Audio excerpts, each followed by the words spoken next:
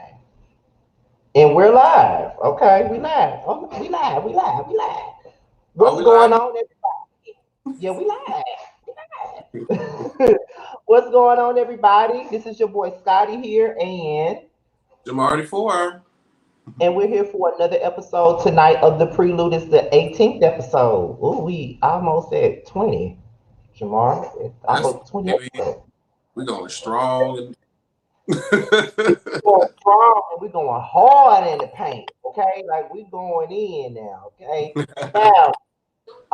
Tonight we have a pretty special episode of the Prelude. Tonight we have a special guest here from the hit web series on YouTube. It's called G-Status ATL Hustle, and the person that we have from the show here is Tramel. So let's give a warm welcome to Tramel. Hey, Now, what got banana up? in the house. Looking like a banana in the house. I'm here now. I'm here now. Welcome. Here. Whew, So child. first of all, how you feeling tonight, Tramel? I hope you ain't nervous. We not them type of people that's gonna, make you feel uncomfortable, but it may be something else that I'm I always want to know. I'm always nervous for whatever reason. I have nervous tendencies, but I'm gonna loosen up in a minute. Okay, great. Same. You Because probably you should have have did one. and I have mine. See, that's what I'm saying. You probably should have did one of Jamar's numbers. You probably should have got like some alcohol or an edible. Well, I got wine, so Now see, Okay, fine. Is good. yeah. I can't do an edible. If I was on the edible, it'd be a whole different interview. And we don't want we don't want that. Okay, I Can't do can't. edibles no more. Ever. You did edibles? It seems like everybody that I know have done edibles, and I've never done edibles at Yeah, don't all. try it. Don't try it. Don't do it. I got you in Because Atlanta. everybody that I know that have done edibles, they say, "Oh my God!" Like they taking that edible almost took me out the game. I'm like, Yeah. they that. I had 2 cookies and it fucked me up. Baby, it is amazing. It is When life changing. Jamar and I do our show during the week like this, and like he want to get upbeat and get crunk after a long day of work, because his time difference is way different from you and I. Like you Eastern, I'm Central, he's Pacific, so the time difference is pretty hard when we try to do the show. So he'll just be getting off of work while we're doing the show, and he's had a rough day, so he'll pop one of them edibles in there, and by the next 20, 30 minutes we into the show, he be gagged. Amazing. I will start the show pissed, Yes, yes. but about 35, 45 minutes in, You we good?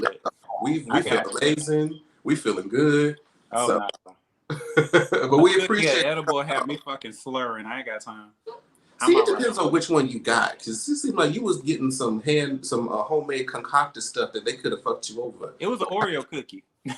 Oh well, I don't know. Maybe the stuff in California just feel better. I don't know. We'll have to try it.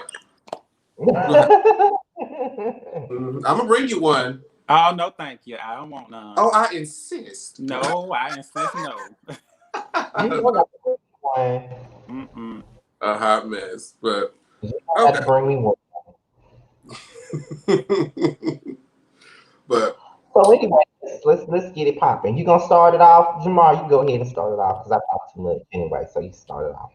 you good, you good. So Mr. Tramel, give us a little bit of your background, sort of where you're from, and how you sort of came across the platform of G-Status. So we'll start with that. So I was born and raised in Atlanta, Georgia. I've lived here my whole life. I have a career in the financial industry. And how I came onto the G-Status platform, well, pretty much I feel like, they just hit me up. For the first season, they just hit me up and was like, hey, you want to audition for this new show that I'm starting? I was like, okay, sure. And I was just in there. That's it. Oh, so she said, I'm an original. I was called upon. I didn't have to. I was called upon. All right. Okay, so how did they know you enough to like just hit you up and say, I want you on the show? Like did somebody know you in production or anything like that? Or they were just looking through Instagram or some shit like that to just find Well, out? honestly, from what I'm told, and this is only from what I'm told, is when I first started, I was trying to do modeling, underwear modeling. I was a little naked little Jaybird.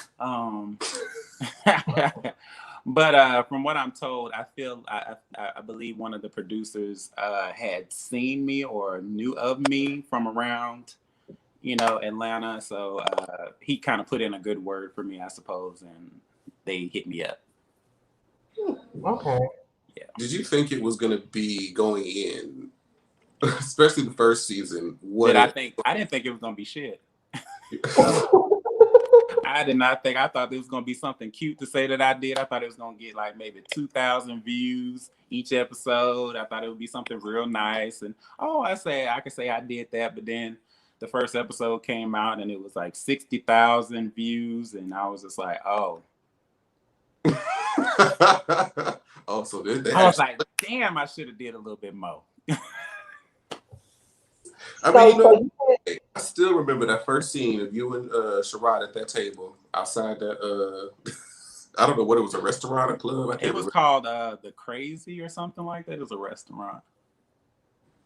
Ooh, child. But you know So what? you didn't think that the show would be where it is now? I didn't think it was gonna be shit. Nothing. I thought it was gonna be one of these little pickup little shows that you see. Of course I had seen like Chasing Atlanta, and I was just like, oh well, they don't got like all kinds of views and stuff like that. And I was just like, this is a startup show, and and then I'm looking at the people and I'm just like, oh, they cool or whatever. But then it was just like the show actually aired. We had filmed it for like 4 months, and I think around like we started filming in January of 2018, and the show actually aired on the same day that it aired this year, June 2020. It was June 2018 was when the first season aired. So on that first day, we didn't think it was gonna be nothing. I mean, of course, people have been talking about it a little bit, whispers around town. But then, like the little 60,000 views happened, and it was just like, oh, okay, wow. And everybody's just like, Tramel, what did you do? What did you do? I'm like, what? I didn't think it was gonna be nothing. I thought it was just gonna be fun for play. Just like a little practice, like you said, a little practice, to say just a little experience, to say that I, tried something. Did you know anybody? Did you know any of the cast before you got on the show, or you just came in not knowing nobody? I actually knew Charlie before, Charlie Exile. I knew him before we started filming, and I actually talked to him. I'm gonna tell y'all a little funny story. Oh Lord, give us all the. So I did my audition tape, and I sent in my audition tape, and I asked Charlie because, well, the only reason I knew Charlie was doing the show because they were very secretive about who was on the thing, but they accidentally sent me Charlie's offer letter with Charlie's name on it. Ooh. So I asked Charlie about it, and he was just like, "Oh yeah, I'm gonna do it." And he's like, "You gonna do it?" I was like, "I'll do it if you do it." And he was like, "Yeah, I'll do it." So I knew Charlie. I think he was pretty much the only person that I knew. Okay. Mm-hmm. I think so. When the first season was airing, the scene that you had with Sharon was one of your very first scenes. Did y'all meet on the show, or did y'all get to build a relationship before you guys filmed that scene? Okay, to be perfectly honest, I did not know him personally. I seen him a long time ago, like when I used to do dance classes. Like we used to dance at Dance 411, and I saw him there, because he's tall, he was light skinned. I was like, oh, okay, I could recognize him. He was recognizable. And then I, of course, seen that he had started doing adult entertainment, which was like, oh, okay, well, that's cool. So 2017, I went to the Dominican Republic for vacation, and he was out there, and I saw him. I mean, of course, I recognized him or whatever. This is before I even knew anything about the show. This is before they actually asked any of us to be on the show. And I saw him out there, so it was just like, okay. And then, of course, then they wanted to set up a scene with me and him. And so we just communicated off of that. So I really didn't know him, but I had seen him around. He had never seen me. I was not nobody to know. So, but I knew of him. It's interesting how they made it seem like y'all had already like built like a rapport with one another by the time that taping. So I was like, oh, I want to value his opinion on something. And Nah, I didn't know. They spent So, it to me. They spent it to me like, hey, you gonna meet up with this guy who wants to change his life around. And I was like, oh, who? And they was like, Sherrod, he's moving away from porn. I was like, oh, okay, that's cool. And I was like, telling my roommate at the time, I was just like, hey, I'm supposed to be meeting up with this guy for this show, and we're supposed to be filming together. I'm supposed to be, talking to him about him changing his life from porn. He's like, girl, he's still doing it. He got OnlyFans. I was like, see? I was like, oh. I said, oh, well, I guess it's just for TV then. I don't. So that's where that conversation was coming from, where he was just like, I want to change my life. I was like, do you? I was like, I don't know. It was a joke for me, but I guess it really came off kind of mean, and I feel kind of bad about it. Like, but it was all water under the bridge. I don't think we'll ever have that conversation about that type of stuff. But what exactly? What can you say? Your relationship with Sherrod is now at this point, because what we see on the show as of now, y'all had this beef or whatever, or it was like he say she say, somebody said this, somebody said that, you said this, you said that, he said this, he said that. So as y'all are going into the reunion or whatnot, what can you say is what is the status of your relationship or rapport with Sherrod, or do y'all even have a rapport or a relationship at all at this point? I think last when we filmed that scene where we were out in the parking lot, we were talking, like, that was the last altercation that we ever had. I mean, we've been like pretty much cool ever since then. So I don't have any problems with him. I never really truly had a problem with him. I just had a problem with like the things that was coming up around my name, and he was somehow involved in it. And his name was always popping up in certain places that I just didn't think was cool. But I mean, we're cool now. I mean, I don't have any problems with him. And we've talked like a few times, like, just, hey, how you doing type stuff. So he's cool. So y'all basically cordial at this point. Yeah, we're cordial. Like, I don't hate him or nothing, or I don't think of it as like one of those, oh, he's my best friend. But it's not like I'm just gonna like, oh, hey, just forcing myself to speak. It's more like a genuine, like, hey, how you doing type thing. It's not like a, oh, bitch, I'm just gonna say hey just to keep the peace. It's more like a, hey, how you been? What's going on? And that type of stuff. I could definitely see that, and I noticed a definite change in the season 1 version of you versus the season 2 version, because Scotty would tell you, I started watching season 1 in January. Like, he was telling me about it. He's like, hey, I've been in touch with production. This will be a great show. You can maybe start up for your channel. I'm like, okay, cool. I'll check it out. Baby, I was talking all kind of shit between our text messages about season 1. What did you say? Well, there was the sound for the first couple episodes. It was a little echoey. I was talking about how long Akeem's confessionals were. They're still on. Still are. They are. And I felt like they didn't really give you a purpose for the first season. And so I was like, why is he there? I don't know how much if I really care for him that much. And then so I had that attitude going into the second season. And then I saw that they sort of showed you more, well, at least in a different light. And then with Ike and sort of seeing you off the platform after, reviewing the show, I'm like, okay, you know what? This is different. This goes to show you have to sort of see people outside of this platform that they're introduced on to kind of get a better idea of who they are. And then he was like, oh, he said, I've seen your stuff. I'm like, oh, shit. Yeah, I synced it. I synced it. I was like, oh shit. I think the problem is like, even I had a problem today with somebody who commented up under like my one of my posts about my music. He was just like, "This is really good. Why don't you promote that on the show?" I was just like, "Girl, I'm trying. You don't understand. Like, this has been my plight." But it's just like most people just stay on YouTube when it comes to us. I mean, of course, they put our our IG handles on how to find us and follow us if you want to. But most people are just content with just what they show on the show, and just to say, "Oh, Tramel's boring. He don't do shit." But y'all don't like go to my Instagram to see or keep up with me at all, or see that I have a personality, or see that I'm doing things.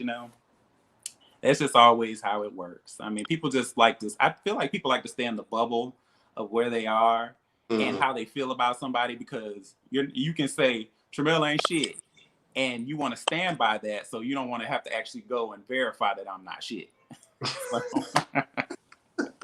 It's like, okay, well, why isn't he shit? Like, what is this based off of? You know what I mean? Yeah, so I can see this show, and he ain't shit on this show, so he is not worth knowing outside of this show. Well, I can honestly say that I did share the same sentiments with Jamar, because I do know when I was watching the very first season, I'm like, why the hell he here?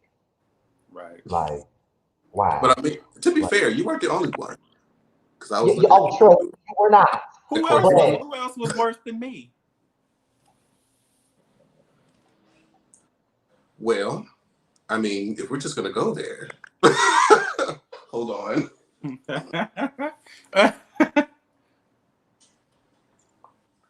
Baby, Scotty will tell you the names that was on my tongue a lot as far as the shade and the calling them everything but a child of God. True. Oh. Corday. I like Andre Simmer. Now, me and Andre Simmer are fine now. Now, we have come full circle. Surprisingly, we have come full circle. It's crazy. So, but at the time of the introduction, I couldn't.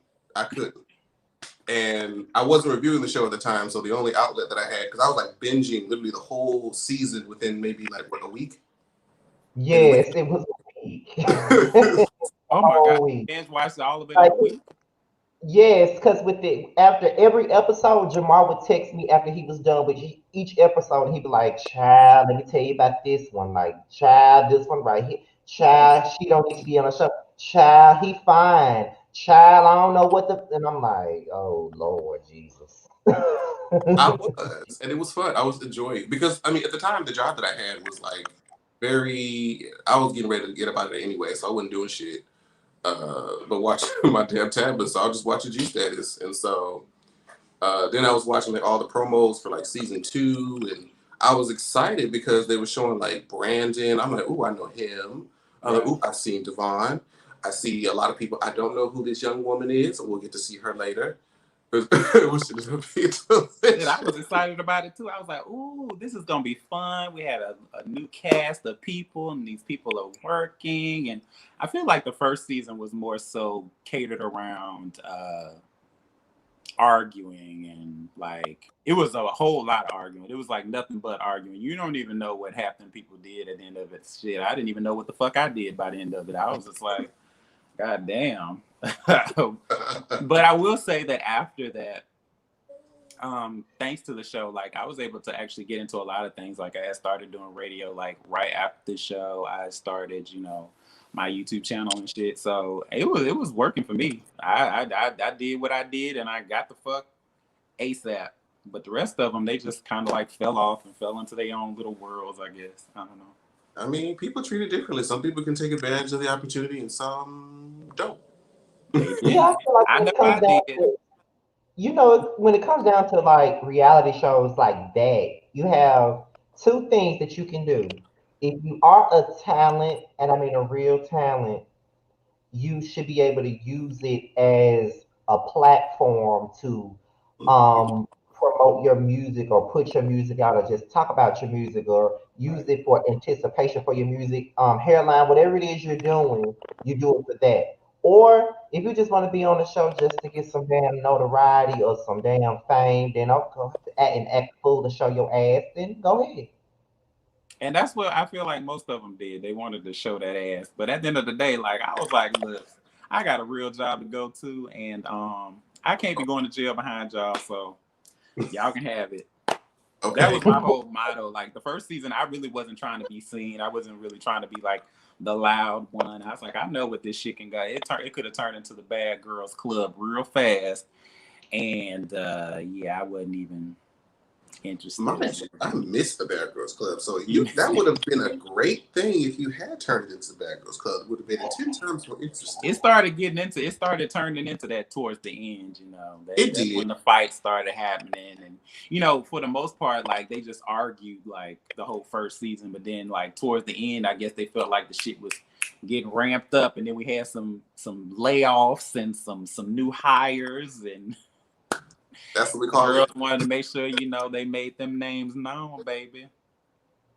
Well, I mean, it's true. It was entertaining, nonetheless. It was all around entertaining. I think so too. Watching it, child, I can only imagine how it is to be a cast member, knowing what happened at the taping, and then watching whatever version that they put out, and it's like, you know what? And that's what bothers me. And I'm just gonna say this. I'm gonna say it. I'm just like, these people really, the fans of the show, like, they really be like jumping off in your inbox or hitting you up, telling you about what they seen that you lived. It's like, girl, I was there. You just gonna let them do that? You gonna let them act like that? Girl, I was there. That was a year ago, bitch. I mean, it happened. I remember how it happened. And they be telling you their version of it like you don't know your version of it is the truth and theirs is the truth because they saw it with their eyes, but you lived in it and you was there for the whole 4 hours of filming versus the 20 minutes that they decided to show of the scene. That's usually how it goes. And it's like you comparing your 15 minutes of a scene to my 5 hours of sitting there with those people. But okay, I mean, you got it. You win. Go off, sis. Go off. That is all to come down to that. Okay, so now Jamar mentioned this when we were talking about what we were going to ask you. Now, Jamar, what's your question to this? Because this is about the stuff with Akeem. So we have been pretty tame up until now. Mm-hmm. I want to get into the mess. Oh Lord! Now I want to get into the mess because I told him, he said we can talk about anything. So I'm like, okay, so we're gonna talk about anything. Yeah, go ahead, let it go. Into the mess now because you do know that I have a gossip column on my channel called Yes for the Mess and Yes for the Mess right now. So let's get to the mess. Our own segment within. So in the last episode, you had mentioned that there was an interaction or a negative interaction that you had with Akeem that was kind of like you were caught off guard based off of some of the things that he said, some of the comments, but you didn't get to go too far into it that they aired on the show. Can you elaborate any further about what had happened? Oh, well, he was talking shit about me in the first episode, right? So, you know, we film these confessionals like week by week basis, pretty much. So he was talking shit about me in the first episode. He said some old nasty ass shit that I was just like, I was like, girl, I had my friends hitting me up like, bitch, y'all got a problem with each other? Like, why the fuck is he talking about you like that? Like, that was a little too much. And it was just like, yeah, I don't know where the fuck that came from. Because me and Akeem didn't have any like problems that I knew of that I ever mentioned. Like, bitch, I don't even bother with you. You was like irrelevant to me, like in all honesty. So, of course, you know, Devon was kind of like playing mediator a little bit. And he was just like, you know how Akeem getting, and that's how they like to, you know, try to pacify you when you mad at that old bitch. They be like, oh well, you know how he is and he don't mean it and all this other stuff. I'm like, no, girl, you can't just say whatever the fuck you want to say about just everybody, because everybody just like gives him passes and they be trying to be nice to him because they think he's just like helpless and kind of, he old and he don't know what he's saying and he be That's what they think. really? Just let him go, just let it. No, bitch. That's what they think, really? Huh? That's really what they think? Yeah, that's the consensus amongst our group, that we leave Akeem alone. We just let him have his moments and he just do whatever he want to do or whatever the case may be. They pacify him. They make sure he cool and all this other stuff, and they try to be nice to him. So he hit me up and he was just like apologizing or whatever. He's like, I didn't, I would get the liquor to going and, I really didn't mean that. And so he was just like, I was like, well, bitch, I'm going to have to get your ass back because, I ain't about to roll over like that. But then after a while, the it's been so long ago. The first episode happened back in June. So we get all the way over here to where we at, September. We're at episode 6, part 2, and I'm just like, I forgot all about that shit. Like, I pretty much just like paid it or whatever. I'm not gonna sit there and make shit up, at this point. So in my confessionals, I called him like a clown. I said, "Oh, you acting like a clown, and you deserve cake in your face," or some shit like that. And so this old bitch texts me talking about some, oh my God, you just really hurt me and all this other stuff, and how could you say that? I thought you was gonna say something else. Why would you do that? I see how it is. I'm like, girl, because I called you a clown? Really? Bitch, you said so many things about me. You said I don't do shit. You said I just come to people's houses and eat up their food. You said something about my teeth. You said something about my dick being skinny. You said something about me fucking everybody and me just being a hoe. I'm like, girl, I called you a clown. I said, that was a compliment, you old bitch. I'm like, girl, But like, how would he know that your dick was skinny? He don't know. He was just saying shit. See, that's the problem. They be saying shit and they just run off at the mouth, like, for real. And it was just like, girl, all I said was you was a clown. That was a compliment compared to the things that you actually said about me out of your mouth. But, I told him, I said, girl, go kick rocks, bitch. I don't give a fuck. I'm not trying to play up to you, honey. You is old as fuck and you don't need to be on this platform no more. I'm the second oldest person on this cast, and I think I'm too old to be on here. So, bitch, I know you too old because, bitch, you 10 years older than me. Ooh. Well. But you know what? I don't have no problem with him. He just better not say shit to me because it's not going to be a lot of talking because I don't do all that. I'm not going to be arguing with Akeem because he's not worth arguing with. It's just childish to me. It's childish. It's irrelevant. Like, girl, go on somewhere. Go have a drink. Go have a drink. But yeah, what I said about him in my confessionals, it was like, I actually said a lot of stuff about him. So him thinking I just called him a clown, I'm like, girl, you don't even really know what I said. I called him transphobic. I mean, I said he's a transphobic person. I said it's very disgusting the things that he says, out of his mouth. And he's been doing this for so long and people just let him get away with it. So they cut all that out. I don't care. Well, I got a mouthful. This is going to be, hopefully this is brought up again at the reunion so you can say what you really want to say. That's if I feel like addressing him. I don't feel like giving the girls too much camera time that don't deserve it.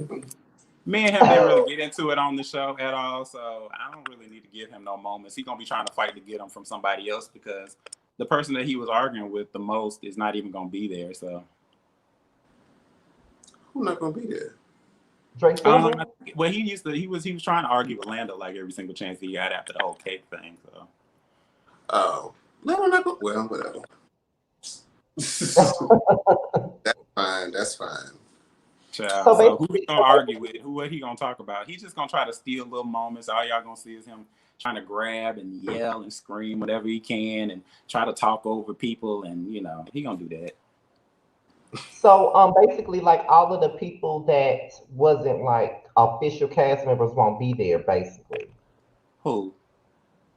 You know, like Lando or December or people like that. They won't be at the reunion. I guess from what they've said, and this is only from what they've said on their lives or whatever, they're not interested in being a part of the reunion or anything to do with the reunion. So I know that Lando and December said that they weren't. That's from what I heard. I'm pretty sure some of them other girls is gonna be there, but what's her name? Zion? I don't think he's gonna be there. If he do come, that'll be surprising. Well, I wouldn't see why he'd be there. On to the next topic, because I have felt a way when this had been come out, just because, you know, I was jealous. So in the upcoming episode, we're going to where you going? I heater. I think I gotta get my heater right quick. Where are you? I'm going So in the upcoming episode, there's a storyline brought up again with you and Roman. Now, along with Ike, he's one of my other husbands.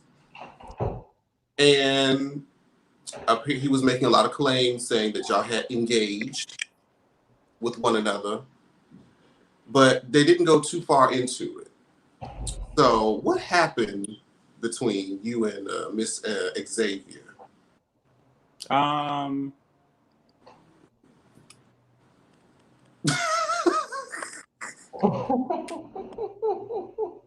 don't know. Whatever the bitch say, that's what happened. At this point, it's just like I'm not one of those people that just likes to advertise certain things, especially like when it comes to like sexual stuff. It's kind of like childish to me, and it's kind of tacky.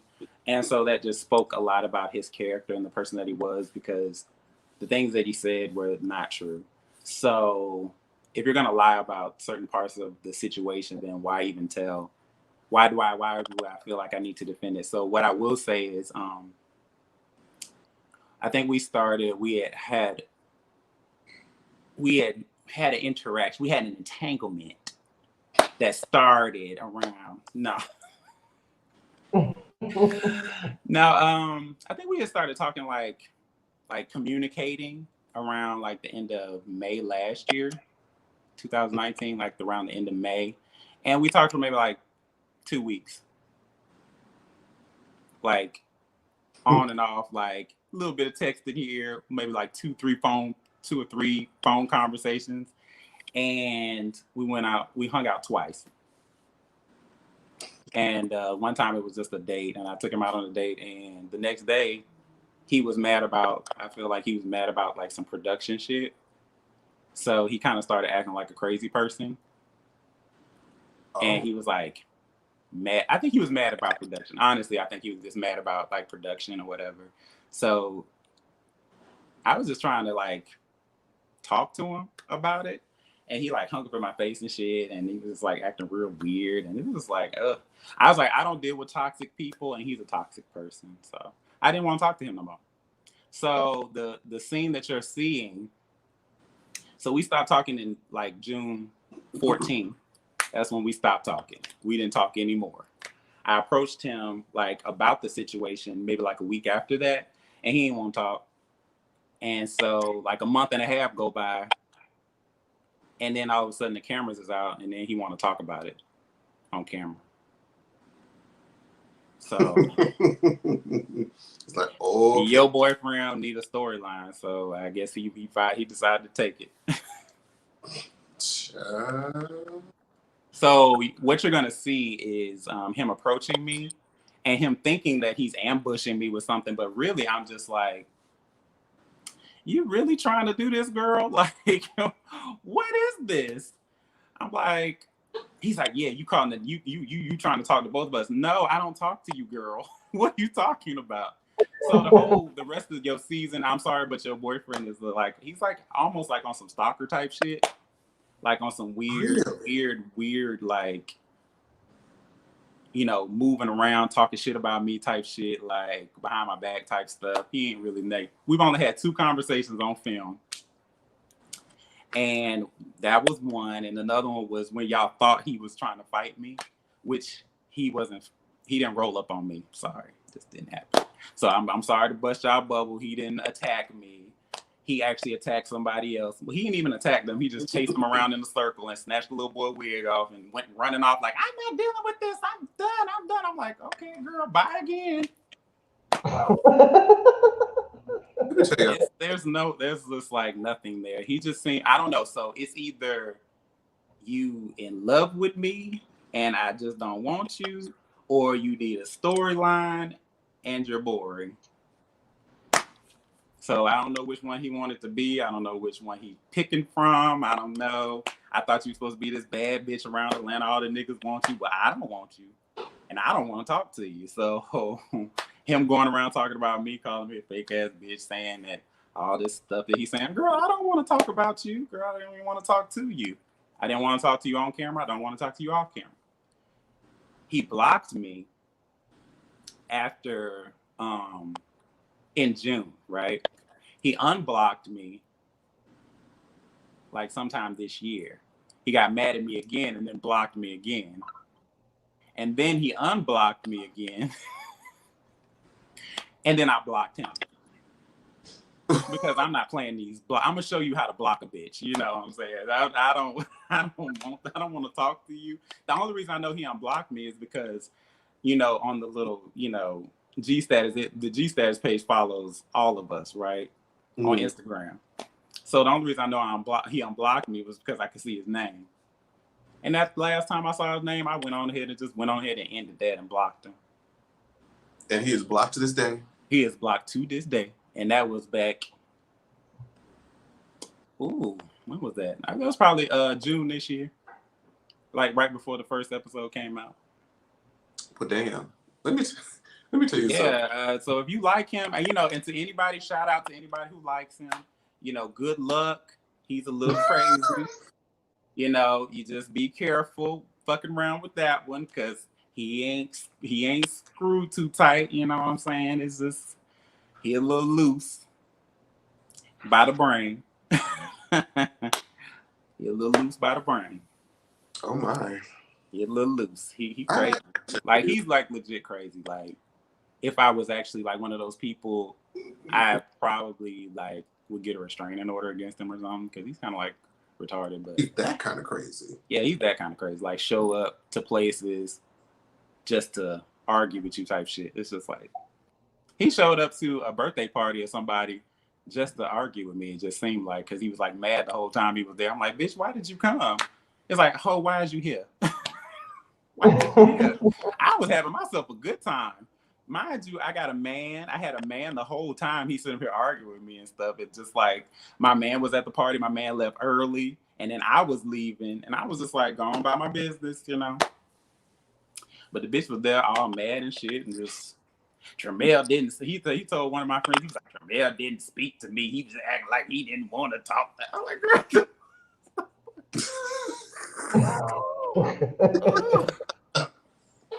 You just lost and confused. I tell you this. Lost and confused, but then it just be so funny to me, because people be in the comments and they just be like, "Oh, Roman is so fine. Oh, Roman is so fine," and they just be talking about me. They be like, "Tramel is so weird and awkward. He can't get a man." I'm just like, "Girl, I'm the only one in a relationship on this whole cast. Like, what the fuck is you talking about?" Damn. Like, the bitch y'all think is so fine is the craziest thing walking, bitch. He's just dead. He ain't got no soul. He's a liar. He's just weird. Tell us how you really feel. I'm just saying the truth. Now, this is the truth. This is the God honest truth. I am not trying to bash that man. I'm just thinking he kind of crazy though. Like, honestly, he comes out kind of crazy. Like, you don't block and unblock people. You just don't do that. That is a red flag, right? It is a little bit of a red flag. Oh, and then on the date, like, all he was talking about was, we should go together now. I'm like, bitch, this is the first date. I don't know you like that, don't you? He's like, yeah, we should just go together. We should just say we go together. And, I'm like, no. He said, if you saying that, you just scared. I don't know why people, if it don't work out, it just don't work out. I'm like, girl. That's not how you normally approach It's like, y'all been talking about going with somebody on the first date. I was like, bitch, can we make it through the juicy crab first? I mean, just, just, just eat your food. Eat your food. Let me tell you, I saw one of your stories, and you put that video of that man laughing going into the car with the caption that said, "If y'all think," and you put the lettuce emoji. I said, now I had to read it a couple times to catch the shade, but but this man put Romaine lettuce, baby. the Roman let. I said, y'all really think lettuce really got me together? And you know what? Honestly, I'm not. I used to be worried about it. I used to be like, oh my God, people gonna think he read me, but I don't care at this point. It's just like, girl, if y'all really think that boy read me, girl, let him read me, bitch. I don't give a fuck. Like, I'm not about to sit here and argue with him. I had nothing to say about him most of the season. I still don't have nothing to say about him. Y'all, and people call me, when people call me boring, it's actually offensive sometimes. Because what has he done all season that y'all can say that he's done? Except for this little piece that's coming up where he's going to be arguing with me. But I'm the boring one. I'm the one. I didn't even want this storyline. So when people say, oh, Tramel needed a moment. No. Girl, I'm fine with the ones that I don't got. I'm real chill with the whole thing. You know what I'm saying? I'm not one of these girls that I'm not about to act the fool for free. Y'all, we none about getting paid. It's just like we all acting a fool for free. It's just like, bitch, they be throwing on all this makeup to run out there to act a fool for free. They be disrespecting each other and talking shit about each other. I did that last season and I got rolled for it. So this time around, I wanted to do something. I wanted to be nicer. I wanted to be different. I wanted to mind my fucking business because, bitch, they say I didn't mind my business last season, so I'm gonna mind my business this season. And they just came for me because I was just minding my business. And that's no shade. I'm just saying, I was just really trying to stay in my lane. I ain't talk shit about nobody. I didn't really get into it with nobody, not for real, for real. They just got into it with me, and then they got what they got back. But I ain't fuck with nobody. Sure. I mean, it's true, and it's very interesting to sort of hear, see the character play out on screen and sort of see it unfiltered, here on this platform to see how the contrast is between the two. What would you say is your relationship with production today and how you sort of felt about how you were portrayed on the show?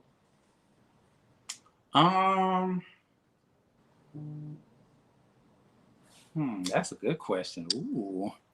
How do I feel about production now? I mean, with production, I pretty much have, I respect their platform, of course, and that's why I'm, okay with, of course, finishing the project because, I'm not a quitter or anything like that. But how do I feel about production? I mean, I feel like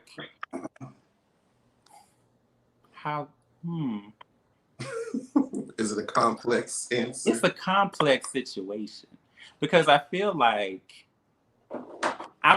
so I can say this. I'm not really the person that they, counted on to bring the heat or bring the drama and all this other stuff. So for the most part, I'm just more like I feel like I'm more like a filler character, like a filler character for people, just to talk to whenever they need to talk to somebody, stuff like that. That's how I've been portrayed, and I'm cool with that. There were things that I did want, to portray that were not given to me when I asked for them, and then there were things that was given to me when I asked for them. So I'm kind of like battling with how I really feel about them. At the end of the day, like, they did show my music, that was a good thing, but all the other stuff, like, I felt like there was a lot of things about me that you won't see. There was a lot of things that was cut about me that you won't see. You won't get my perspective on many, many, many things. So it's easy for people to not like me. It's easy for people to just say that I was just there. It's easy for people because, I have been diminished to just, being a quiet person. I have been diminished to being, and it's not that I'm not talking because, bitch, I this mouth runs, to be honest. But, people, I think it's put me in a way of, it's kind of put me in harm's way a little bit with certain people. And I don't fault production for it, but I do in the same sense, because people think that I'm soft, so they feel like they can attack me, verbally and sometimes physically. They feel like, you know, I've had threats given to me and whatever the case may be from certain people, lettuce. And, you know, I don't take threats lightly. And so, you know, they need to be careful about the type of energy that they put out about people. I will say that. Them putting out these narratives about certain people, i.e. me, and maybe some other people, is just it can go badly for some people, because people think you're really soft and they feel like they can try you and they can say whatever they want to say to you, but not knowing things can go bad. And somebody learned that a couple of weeks ago. Ooh, I mean, speak the truth. Speak the truth and shame the devil. Can you say who? Is anyone we know? I don't know that girl like that. Not for real, for real. Okay, we're gonna put a pin in that and talk about that backstage. Yeah, I don't know that girl like that for real, for real. Like, I only met her like maybe a couple of times in life, and you know, she learned. Did she learn the lesson from you? He learned the lesson from people around me. I'm never by myself. But I did taste the girl, though. Okay, now you have to get in there. If you done laid taste, you have to get in there. Yeah, like, bitch, do not walk up to me talking to me, honey. See, hold on. Let me put an actual pin in that, because I need to know that tea. I know. I'm dying to know. I tell people, and I'm just gonna say this as a general statement, like, I don't approach people on no fighting type stuff, because, you know, I'm not a fighter. I've never been in a physical altercation in my life. But what I will say is that I do carry weapons with me. And what you're not going to do is you're not going to walk up to me. You're not going to threaten me. You're not going to do any of that stuff. So I gave them all forewarning. You know, we have a group message. I gave them all forewarning, like, bitch, we ain't fighting. So play your role. Do what you're going to do. Say what you need to say. Cool. But if it ever goes to that type of stuff, you either going to jail or you're going to the hospital. I don't know. You probably might do both. Because I don't fight fair. I don't know how to fight these. Bitch, I'll pick up a chair and hit you. I'll do anything I got to do to you. You know, so if I have to tase you, if I have to cut you, bitch, if I have to pepper spray you, and I will be getting me a gun. So if I have to shoot you, bitch, it's going to go there. But you just stay away from me and we gonna be cool. Because I don't approach people. I don't threaten people. But I will defend myself. And that's what I've been forced to do. I've been forced to do, and it's sad that it's gotten to this place. It's sad that it's gotten to this place, because these people think that, you know, oh, I can do this, I can say this, I can do this, and then when I see you out in public, I'm gonna chomp you off and I'm gonna say whatever I need to say, you know, because it's all on this show and it's all about this show. And I'm like, girl, no, fuck this show, bitch. You playing with some real heat right about now. I did not anticipate that answer to that question. So when I say my production, I say I just want them to be. I think they're doing a great job with, you know, putting out content. I think they're doing a great job of promoting people, you know, on the platform, you know, when they, you know, feel the need to promote them and stuff like that. But at the end of the day, it's got to be some kind of middle ground where it comes to the drama. You know what I'm saying? I feel like they need to find that. And they need to find better people who know how to control themselves in and out of these situations. Because outside of the cameras, bitch, you don't have to talk to me. When we're on camera, bitch, then we'll talk. But don't approach me, bitch. Okay, so with that being said, will you or will you not do a season 3? No, I will not be doing season 3. Okay, can you tell us why you won't? I just this is honestly, it's just like, it's a very long process, and it's been like it's consuming a lot of my time. So me wanting to do other things and me wanting to have freedom to do other things, and I can put my money somewhere else. So I put a lot of money into, you know, the production of this show, and y'all don't even like me. So it's kind of like, girl, why am I doing this? That's real. I spent thousands of dollars to be a part of this show. Like not thousands, maybe like 2,000. You know, $2,000 to be a part of this show, and it was just like, girl, if I wanted to be called the awkward hoe, I could just sit on the couch with my boyfriend and have him do that to me every like 5 minutes if I want to, and I could do that for free. Like I don't really need the exposure is not really working for me. You know, it's just like if I was like, I can understand if I was like a fan favorite or something like that, or people really, really, really like me, or people was like really riding for me and like that. But like nobody really, I think people really like my music, and that's really, really good. Even if they don't like me, they like my music, and I'm cool with that, you know. But me personally, I'm a good person. I know I'm a good person. I don't try to hurt nobody. I'm not out here to hurt nobody. I don't talk shit about people. I just really am out here defending myself. And so at the end of the day, my music comes first, and I want to be a likable person. So I feel like on that show, people don't like me. So, and they don't like me because of whatever reason they might have from last season. I mean, they might not like from last season. Where do you think the disconnect comes in with people not liking you? Like, why do you I feel think the like audience can't connect with you as a cast member? um Why the audience don't connect? I Because feel when like you I got think a lot of about cards fans, stacked against me, huh? because see, when you think about fan favorites on this show, I don't know, and I'm gonna see if Jamar agrees with me on this. Like when you think about what you would call a fan favorite on the show, the people that come to mind would be probably Devon. Um, Honestly, there aren't fan favorites on this show to me. it's probably just Devon. I think Devon is a fan favorite though. I think it's I only feel like Devon.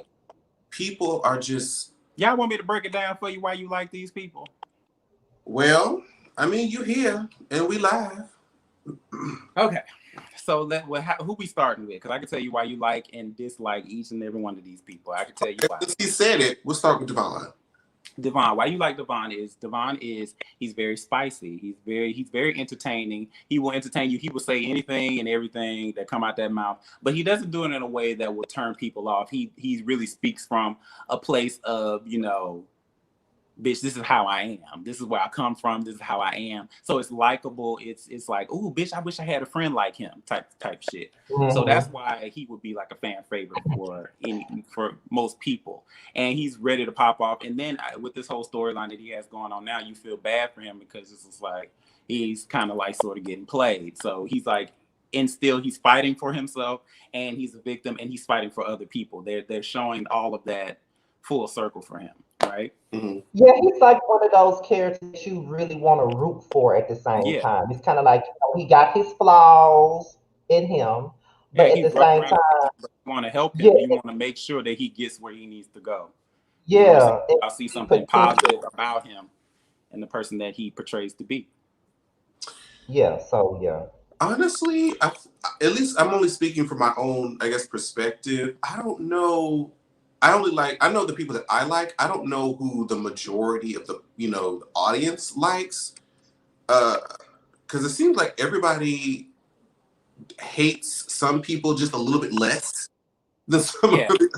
I think I can tell you who they really, really like. They I really don't. like our I don't guy. think They anybody like has just Ike. no negative.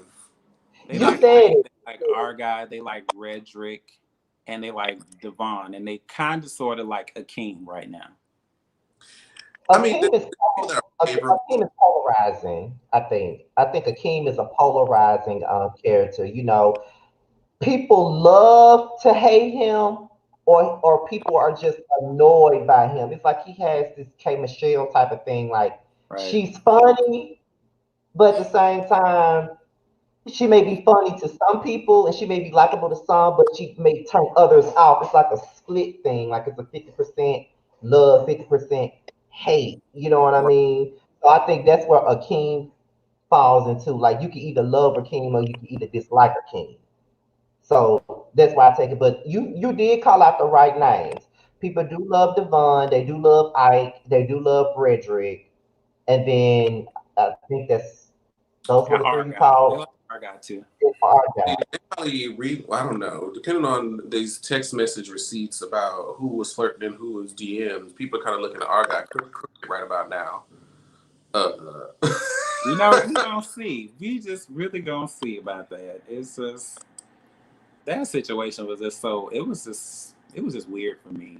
But it seemed like, do y'all not understand? I don't know. Maybe it's because I knew exactly what I meant and the kind of language that he uses because I've seen other people use it, and it's just like maybe. But at the end of the day, it's like, girl. I'm just gonna say this because I ain't got no problem with our guy or nothing like that. But girl, isn't that Redrick's fight? You're not even let Redrick like have his own. Like you fighting a battle for Redrick. Like, girl, calm down. Like, why is you? You was like, you don't go that deep or that hard on somebody, calling them a hoe because why? Because he's talking to Redrick and you think he was talking to you or he was talking, girl. It just.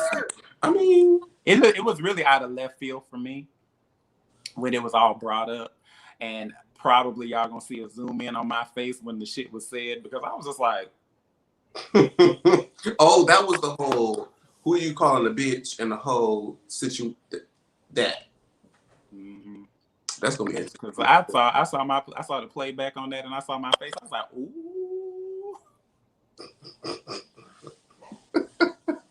Yeah, I feel like people don't like me because they have nothing to see of me. I mean, obviously, I haven't not shown. They don't show me being vulnerable. They don't show me being a likable person. So they don't show me doing anything. They don't show me as anything. They don't show you give any I would say this as a person that watched the show. I don't think they show you giving personality, I guess. I think that's show what nothing about my personality. Yeah, they don't know much about your story. They don't know your background. They really don't know where you come from. So it's like I think that's where the disconnect comes in. They don't have anything to relate to, I guess.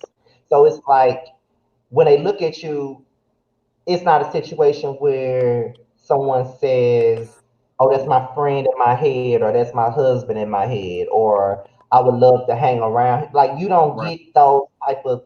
I You don't get get from that me. type of And opportunity. then it's just like at the end of the day, it's like, okay, well, last season what y'all saw is what y'all saw. So that's all they have to carry on with. So they just gonna stick that on me again, and it's just like whatever. You know, actually I tried to film a scene with, trying to get not deep, but just, so people can see who how I was raised and stuff like that. And it was pretty much just like it was kind of like one of those like, I probably don't want to film that, type things, not from me, but from higher ups. So it's like, yeah, we don't really care about that type of stuff. Because I was actually going to film a scene with my mom, but I was just like, because I would have got to see a little bit where I came from and the type of sense of humor that I have and, the type of woman that my mom is and the type of person that she raised me to be.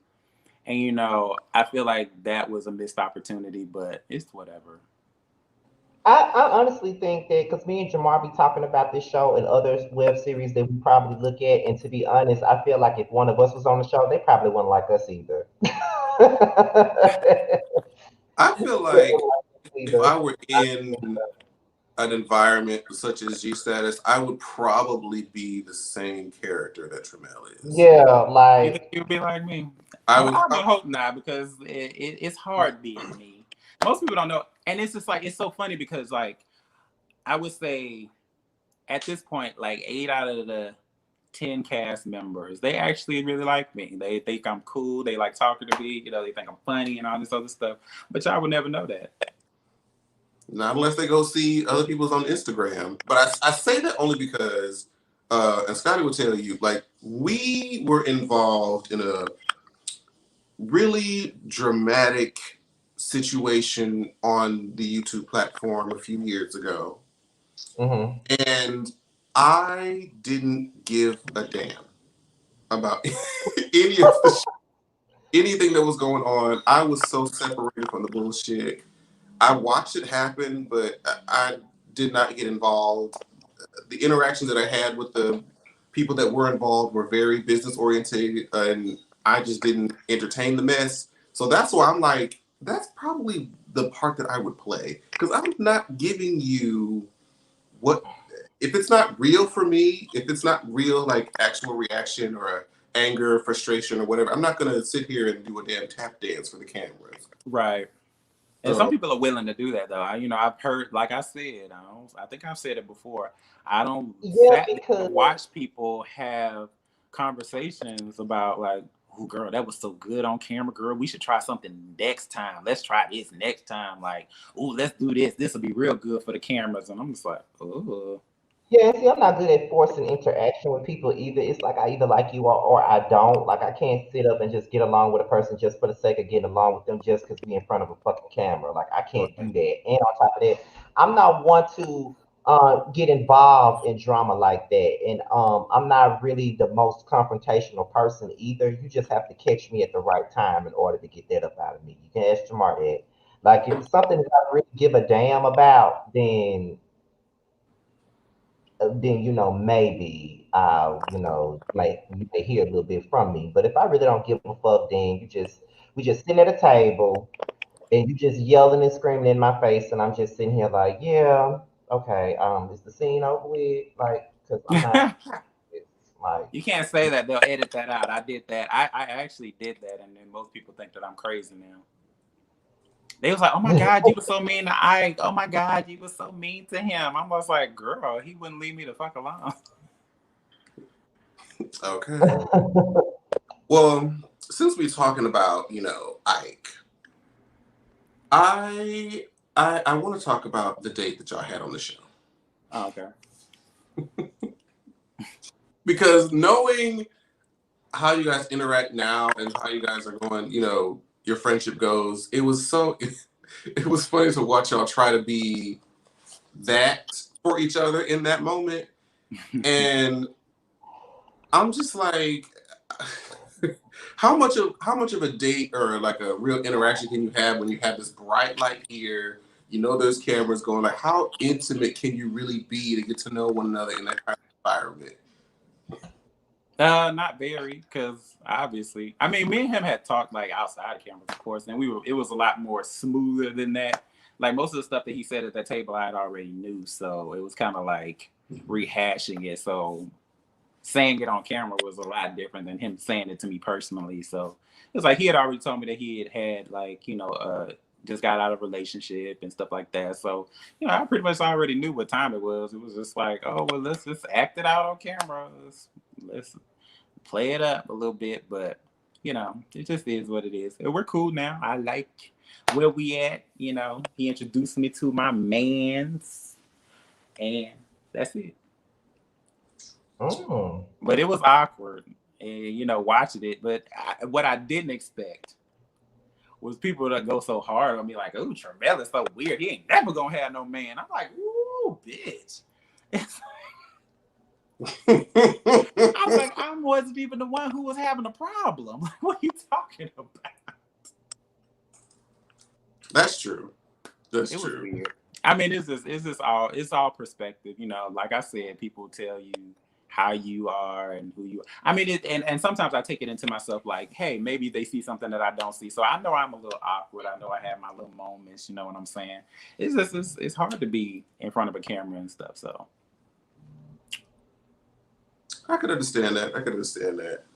So let's see. I think in relation to G status, I think there's one last question that we have that we think is going to be sort of like a game that we want to play. okay. So we're going to and be honest. describe each of your cast members by using only one word. Okay. And be honest. Don't. I'm telling you right now. Be honest. Don't give us no public relations ass answer. We No want you to be pageant all the way. universe. Don't give us no Beyonce interview answer. I want a real answer. Okay. So we're gonna call out a cast, and there's a lot of you motherfuckers on the cast. So we're gonna call out a name and give us one word if you can. If you gotta give more than one word, then that's fine too. But we're gonna do it that way. So the first person that I'm gonna call out is Charlie Exile. Charlie. Charlie is calculated. Hmm. Interesting. So was it? We'll swap back and forth with the cast members. Okay. Sherrod. Sherrod.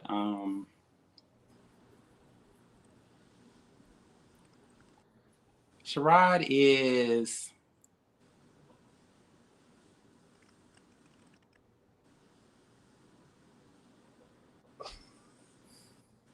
Because there's a couple of words I could think of. I think when I think of Sherrod, I think of him as being. I think he's a little bit. I'm going to explain this one because this is not. I think he's a little bit self-destructive. I feel like. Interesting. I feel like he wants to do the right thing, and I feel like he knows what the right thing is, but for whatever reason, he gets sucked into these weird situations that he just can't get himself out of, and then he tries to explain himself out of them. And it's just like no explaining. And when he's forced to accept it, it's kind of like hard for him. And it could have gone a whole different type of way. Like he could have really spared himself a lot of hurt and a lot of, problems by just being a good person that I know that he really is actually. I think he's a really good person. I just think that he gets sucked up into a lot of situations, trying to have this facade going on. I feel like he just really needs to just drop that and just get really into who he is as a person. Scotty, your turn. Our guy. Our guy. Our guy, I think. Ciao. Our guy is. I think he's loyal. Yeah, he's loyal to a lot of things, and I hope that they work out for him because I feel like, in my opinion, he's sacrificed a lot from what I've seen, and this is only what I've seen in my opinion. He sacrificed a lot to be on this show, and I hope it works out for him. Delicious. I feel like she's actually misunderstood a little bit. I feel like she's misunderstood. Yeah, she didn't get like much of a. I mean, of course, she said something really, really horrible. She didn't tell me about it beforehand. But bitch, I looked at her because I was sitting with her when it happened. I was like, and she didn't even look at me. She didn't look at nobody in the room. She was just staring at the TV when it happened, and she just immediately started crying. And then she looks at me and she's like, Tramel, I'm so sorry that you had to see that. And so it kind of like, well, I can't really be mad at her at this moment. I mean, of course, it was fucked up what she said, and she should not have said that. But to see the reactions afterwards, which I won't share, but to see the reactions after, I know it hurt her very, very much to see herself in that way, and to know that people would think of her in that way because of the type of person that she is. And I know she's not like that. Deep down in her spirit and her soul, like I know she's not like that, because anybody who is truly racist and truly, thinks that they're better than, people of color, they wouldn't have that type of reaction just from other people seeing it. You know what I'm saying? Because if you're racist, baby, I'm not saying that you proud and out with it, but when you see something, you be like, what I say? They're more like, what? Right. Y'all don't like that? Like, yeah. But she knew what it was, and she knew how it would hurt people, and she knew that she was done. She knew that she was done, and I felt bad for her in that moment. I didn't feel bad for what she said, but I did feel bad for her in that moment, knowing that what she did was irreversible. Oops. 4. I don't know her.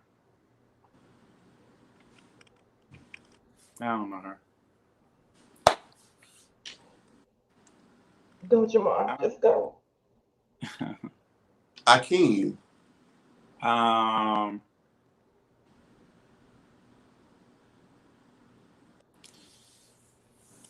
Oof.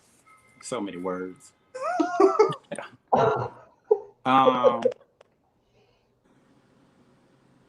think he's a. Ooh, I want to say he's a hypocrite, but they don't even get into him that much. He's just one of those people that need to learn how to talk to people. That's all. He need to learn how to talk to people because you can't just say whatever you want to say to people and expect nobody to say nothing to you. Because eventually somebody gonna stop talking and pop your ass in your face. Not me. Just somebody. They just keep it cute for the TV girl. That's all I'm gonna say. But I really don't have no problem with him. He just need to watch his mouth. Okay. Scotty? December. December. Me and December, me and him have never really had like a run-in. Of course, he said things about me that were not like favorable. But I don't have no problem with December. So with December, I feel like he wanted something out of the show and he did not get it. And I just feel bad for him. So I really don't have much to say about it. Roman. A lying piece of lettuce.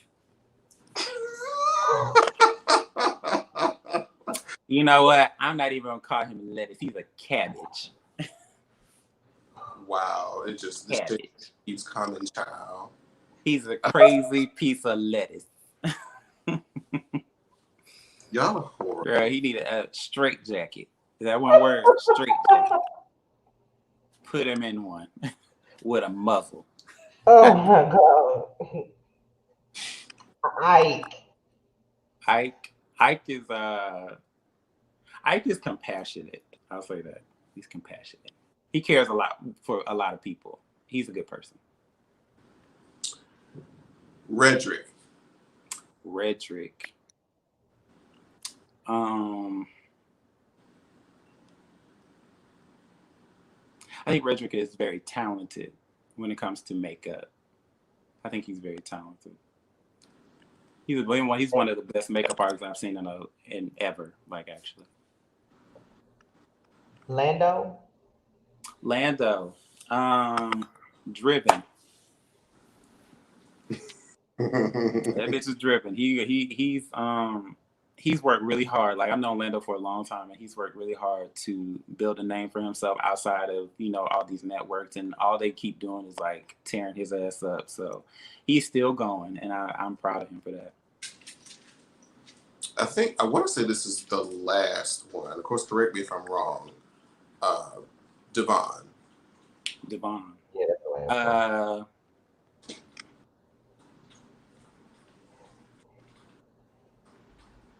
Devon is, you know what? Devon is, he's a real one when it comes to the situation because he told me some things, which I should tell y'all now, because y'all might, I don't know if y'all gonna understand it, because I probably won't get to talk much about it, but I'm gonna say it now. But Devon was really good to me when we did our cast trip. As soon as I got there, he had told me he saw like the first little mock-up of the trailer, where Roman was saying what he was saying, where Lettuce was saying what he was saying. And you know what? It really hurt my feelings. It fucked up my whole mood for that whole trip. Like as soon as I got there. But I was glad to know. And I saw it. And then when I saw it, I was just so disappointed. I was disappointed because then I would come to these moments where you guys would be asking me like, oh, well, we don't know nothing about you. And then all y'all see of me in any trailer or in any of these episodes is this bitch arguing with me about sucking some dick or eating some ass or whatever the fuck he was saying on that damn show. I'm almost like, girl, you are so disgusting. Like the fact that you would even go to that place, because I could have said those things. But I would never do that because that's disgusting. That's disgusting to say. But I thank Devon for even giving me a heads up about it. And I was just really disgusted in being in that whole situation. So my face was fucked up in the whole trip. I didn't talk. I didn't say nothing. I didn't want to participate in none of the activities. I was mad as fuck the whole time. So yeah, y'all gonna see me standing in the back as usual because I was just so pissed off. And people were just like, oh, Tramel, you should talk about it. You should say what happened just to speak your mind, I'm like, girl, for what? I'm going to talk to a liar about why they lied. No, I'm not gonna give him more camera time. I'm not gonna entertain this bitch because at the end of the day, it's just how they gonna chop it up and screw it up. It's gonna make me look like the crazy one. I ain't said nothing to this bitch all season. I'm gonna keep it that way. But yeah, it really hurt my feelings that bitch would go that low. I didn't think he was, I knew he was a dirty bitch, but I didn't think he was capable. I thought he had a little bit of dignity. I thought he had a little bit of class, just a smidgen. But he don't. So, Jamar, if you like him, that's your husband. You put that bitch on a burger and eat it right on up, honey. Put that lettuce on a burger with a tomato. Let me tell you, put a good time. With some cheese and some turkey meat, and you have yourself a real good time. I can't. And I won't. Okay. That's on. But that. Go ahead, Scotty. No. Go ahead. I was saying that whole game that you just played with him was interesting as fuck. Go ahead. That was a good little droplets of tea. I enjoyed that. And so that pretty much concludes like our G status centered portion. So now for the rest of it, we're going to focus on you. Okay. What you got going. Yeah, let's go ahead and do that. Let's go. So tell us about the corporate mouth.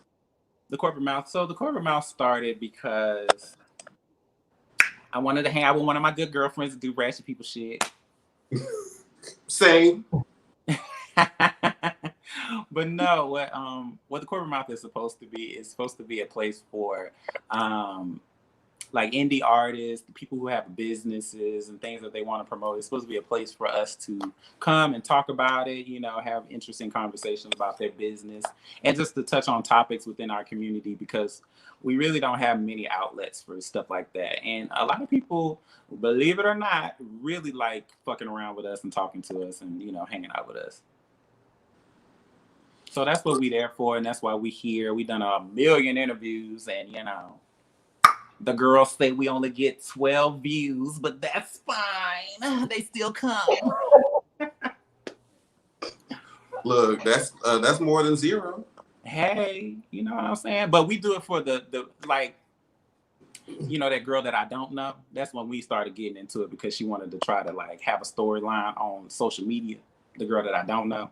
Y'all know who I'm talking about. Oh Lord. That girl who spelled the number that come after 3 wrong. Yeah. So she decided that she wanted to but I want to let y'all know, bitch, ain't nobody trying to be famous on YouTube like that. Not for real, girl. If I wanted to be famous on YouTube, all I would have to really do is sit my black ass in a chair with a big ass plate of food in front of me and smacking a microphone all day. If I wanted to get 1 million views, I wanted to do something that was fun, that was of substance, that I could, do with my friend. You know what I'm saying? I know how to get views on things. I wanted to do things that I want to do as a hobby. It's something to, do. And it's also, providing a service to the community and people who just have something that they want to say. So don't disrespect the platform. It's cute. It do what it do. I'm because we agree. I think me and Jamar agree, and we definitely relate because we've been doing YouTube for a long time, and people would think that we should be. People would think that we should be at a certain level or a certain number, so to speak. Right. Our numbers should be better than what they are, being that we've been here for a long period of time. But what people have to understand is that YouTube is not the only thing that we do. We actually have full-time jobs that we have to attend to. Hello. So if we were able to sit at home all day and do videos, and this would be our only mean of income, then we would have, the ability to get up here and do videos all day. And we would be able to have the views that people think that we're supposed to have. Things happen, things happen in divine timing, to be honest. And being that this year was a year that he and I decided that we were gonna do things differently and do a podcast and do a live show on YouTube or whatever. We decided to do that. And of course it'd be nice to have a lot of numbers every time we go live, but if we don't, then that's fine. Long as me and him are enjoying it, that's all that really matters. Because Exactly. this is just like us talking on the telephone or FaceTime. Like this is what this is for us. So it's like, And you I know, love a good FaceTime chat, baby. yeah. And So it's like, don't let nobody disrespect your platform. Like, I don't even take that shit seriously. It's just like, I mean, I've seen people get numbers from doing the weirdest things on YouTube. Like, it's nothing to do that, but to do something that you actually enjoy when you want to do it, just for this, even for the sake of doing it, and it's helping the community. Like, you're helping people. Like, you're giving people information that they might not want to know. See, honestly, I ain't even gonna lie to you. I'm gonna be very, very frank and very honest. I Go ahead. watched Scotty by Nature TV. I watched your review of the last episode because I ain't watched the damn show. I ain't even watch it. So if I wanted to know what it was about, I'll actually watch your review. And it was nice. I appreciate it. Thank you. I feel like I learned everything I need to learn. So make sure that y'all keep on doing it for the girls that ain't really watching it, because I'm not about to sit there and dedicate no hour and a half in the middle of the night on a Tuesday to watch it. I mean, I tell everybody else to watch it, and I hope they do. I hope everybody gets all of their life and their enjoyment from it. But I need somebody to review this motherfucker, because I'm gonna have to watch the review for 14 minutes. That's all I need. I need a sum up.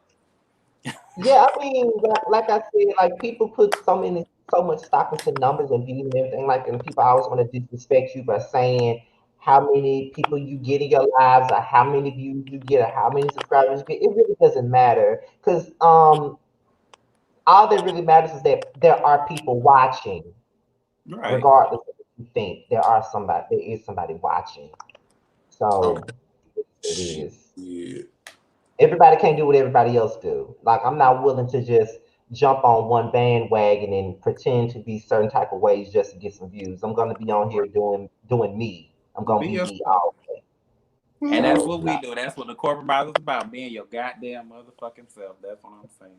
You want to get to know us, the real me, then you go watch that shit. It's a whole bunch of episodes up there. Go watch that shit. We on the podcast. We on Apple. We on Spotify. Go check that shit out.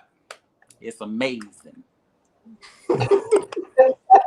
Well, there it is. And now, speaking It's of, fucking amazing. I can't. I can't. Speaking of amazing, let's talk about 6 Page Letter, okay? Oh yeah.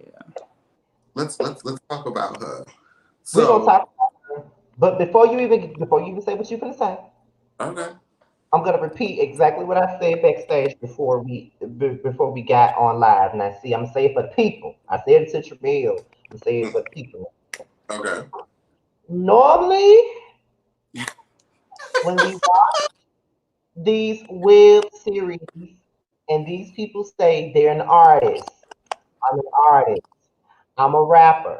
I'm a singer. I do music. I do this. I do that. Half the time, A, they can't fucking sing. They can't rap. C, they can probably do both, but the music is just weak and they don't have no direction, or they just doing it just to say that they doing it. It's not really a passion. They're just doing it just to say they're doing it. So Okay.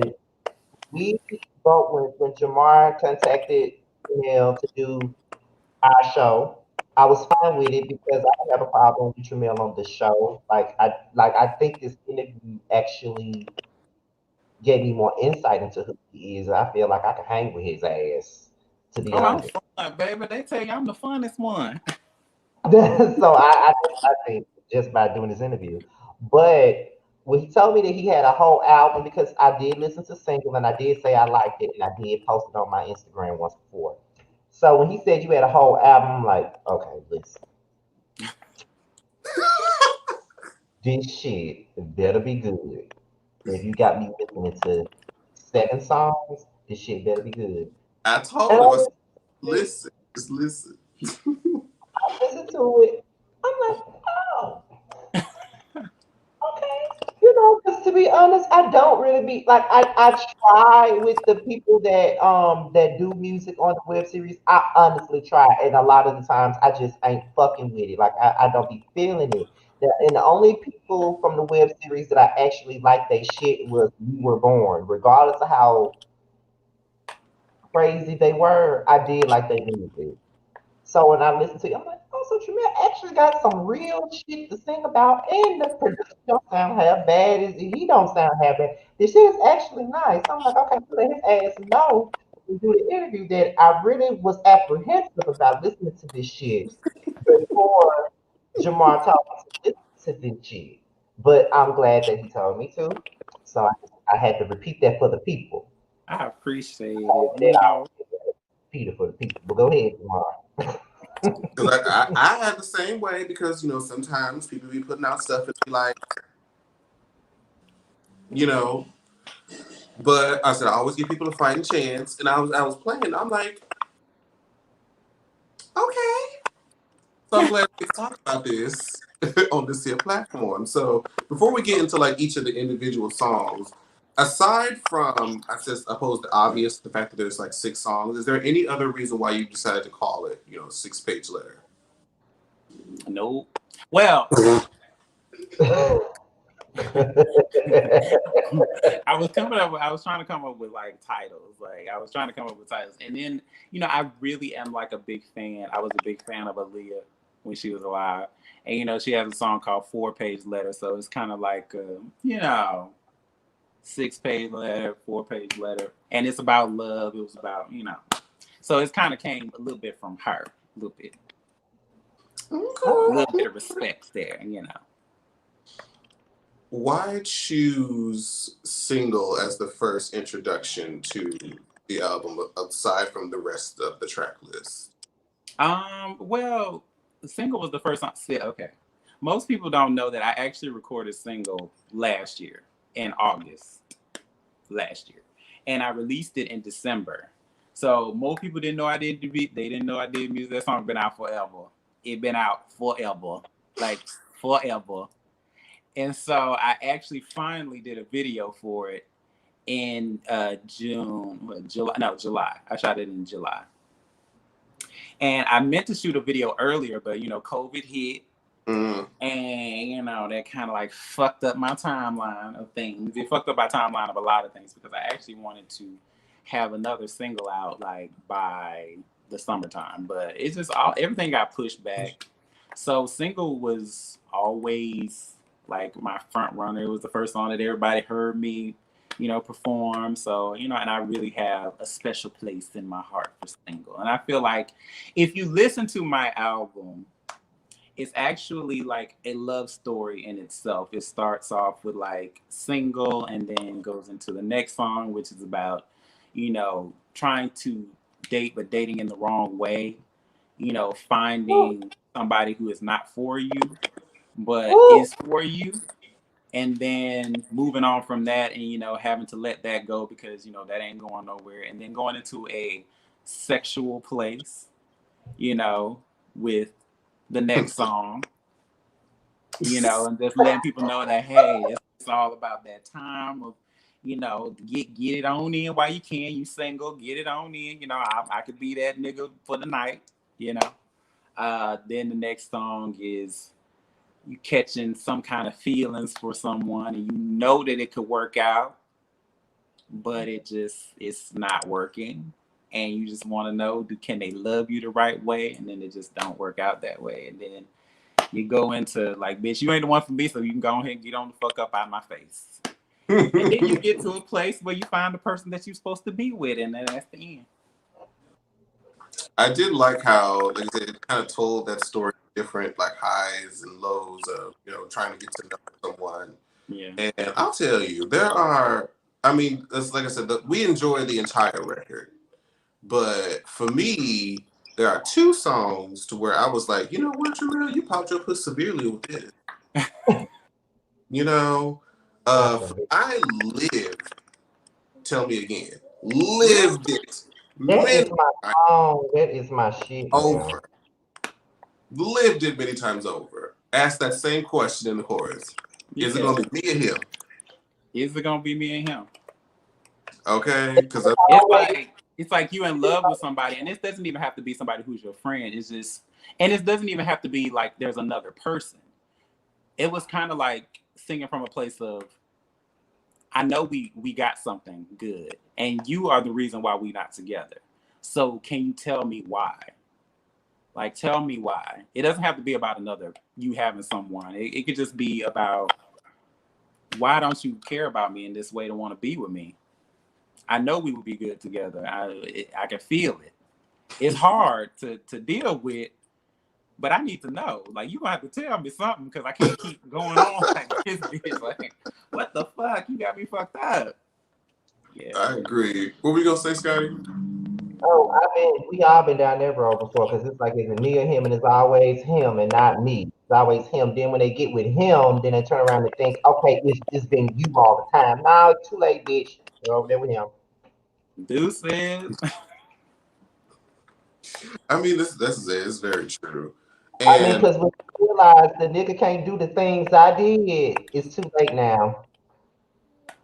Hello. But say she'll never be me. She'll never be me, and you know she'll never be me, so you can stay right on over there with her. take your 20. I'll sit over here and be the 80%. Exactly. You wanted 20%, bitch. You got the 20%. You know that's what you got. Yeah. Now, what was interesting is I had to raise my eyebrow a little bit. I said, I had to clutch my pearls when I kind of was listening to the lyrics of All on Me. I said, now wait a minute. You talking about, you this shy, I'm perceived to be this shy person. People kind of, take me for Well, one. child, that I'm taking I you can up tell into you the that. bedroom, giving you that wood. And everybody think I'm a bottom for whatever reason. I don't know why. Well, I mean, honestly, nobody knows until you actually get behind that closed door. But Hello. But no, that song was more so just like, of course it's about, sex, but I think of myself as a real goofy person, right? I'm real silly. I don't really take myself seriously. And even when it gets to the sexual stuff, I still kind of sort of be laughing about it. To be honest. To be honest. But when it gets to getting going, it I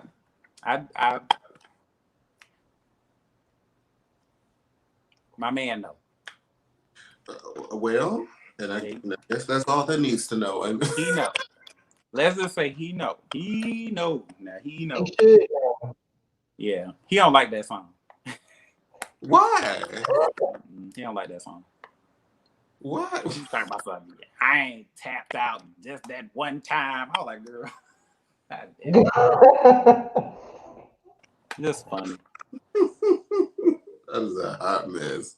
But you know what? Most that's dating an artist though, they don't really like songs like that their mate sing. Because I know this ain't nothing nowhere near the same, but I remember LL Cool J, who's one of my favorite rappers, was talking about his wife hated that song he did.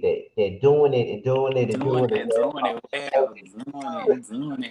it well. She hated that. She hates that song. I'm like, listen, I don't. Yeah, I mean, you usually hate the sexual songs that your partner be singing. So if he made a sex song, and which is so funny because I be playing around with writing some more. Like I started writing again, and I actually wrote a real nasty song, and I'm just like, oh Lord. So we gonna see. Oh, child. Yeah, we gonna see. That ain't gonna be till next year sometime. I'm still working on it, but I think it's gonna be a real nice nasty song. All right, come Because on. everybody like nasty songs, and I want to make a real nasty one. This one gets into it a little bit. Yeah. You gonna make a song like WAP? Oh no, not like that. Because I mean, that's just real direct and just It's like more of a Macaroni in the pot. I ain't no macaron. What is it more like? What is it more like? It's so funny because we all know exactly what she's talking about. That's what makes it Macaroni and pie now.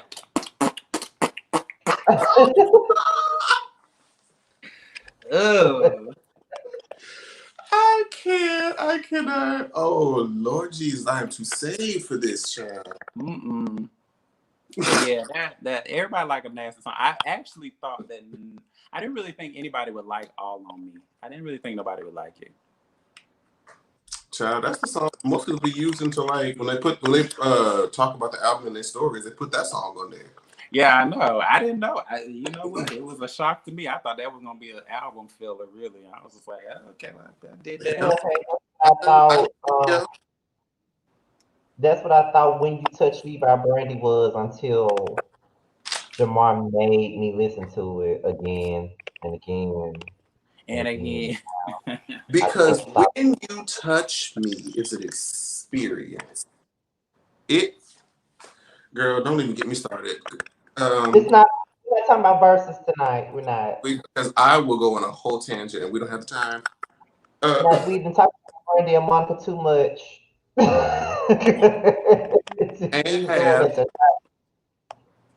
I am curious to know though, if there was a side that you had to pick, man, which side would you be on, Brandy or Monica? Oh, here you go. me? Yeah. I love me some Brandy. I love Monica. I think they're two totally different singers, but I'm more into Brandy because I like, I'm more of a vibe artist, my damn self. So I feel like Brandy brings that vibe. Like she always make you feel good. Whereas Monica's more of a ballad singer, and she can give you like a real good, powerful note. Whereas Brandy will set a whole mood for you and have you in your feelings. I mean, that's a good. I mean, when he asked you that question, I mean, I just knew you were gonna say Brandy anyway. Like, I knew it. Like, you look like a Brandy fan. I mean, just like. And you know what? That's why he looks amazing. So what you trying to say, bitch? Look. What you trying to say? Oh wow. Okay, bitch. All right. All right. I am not with y'all. I see what you think of me, bitch. You know you're the exception. I like Gunica too. I really love Gunica too. Let me tell you this. This ain't got nothing to do with nothing. It's funny because Brandy is an Aquarius like myself, and Monica is a Scorpio like him. But the difference is so much there because it's like I take on the whole Monica persona. Obviously, if you've seen my video, obviously I do, and he takes on the more subdued Brandy, persona. That's pretty much what we are in our friendship. Like, honestly, because it's So just y'all gonna fight too, because Monica had punched Brandy in the face or something like that. Then she slapped her. I don't see me and him fighting, but I do know that we told the story many times. Like, I almost fought for him at a concert. You know what? There's always a story to tell whenever we get together in person. So when we both make it to Atlanta, let's see what story comes out of Atlanta. Okay.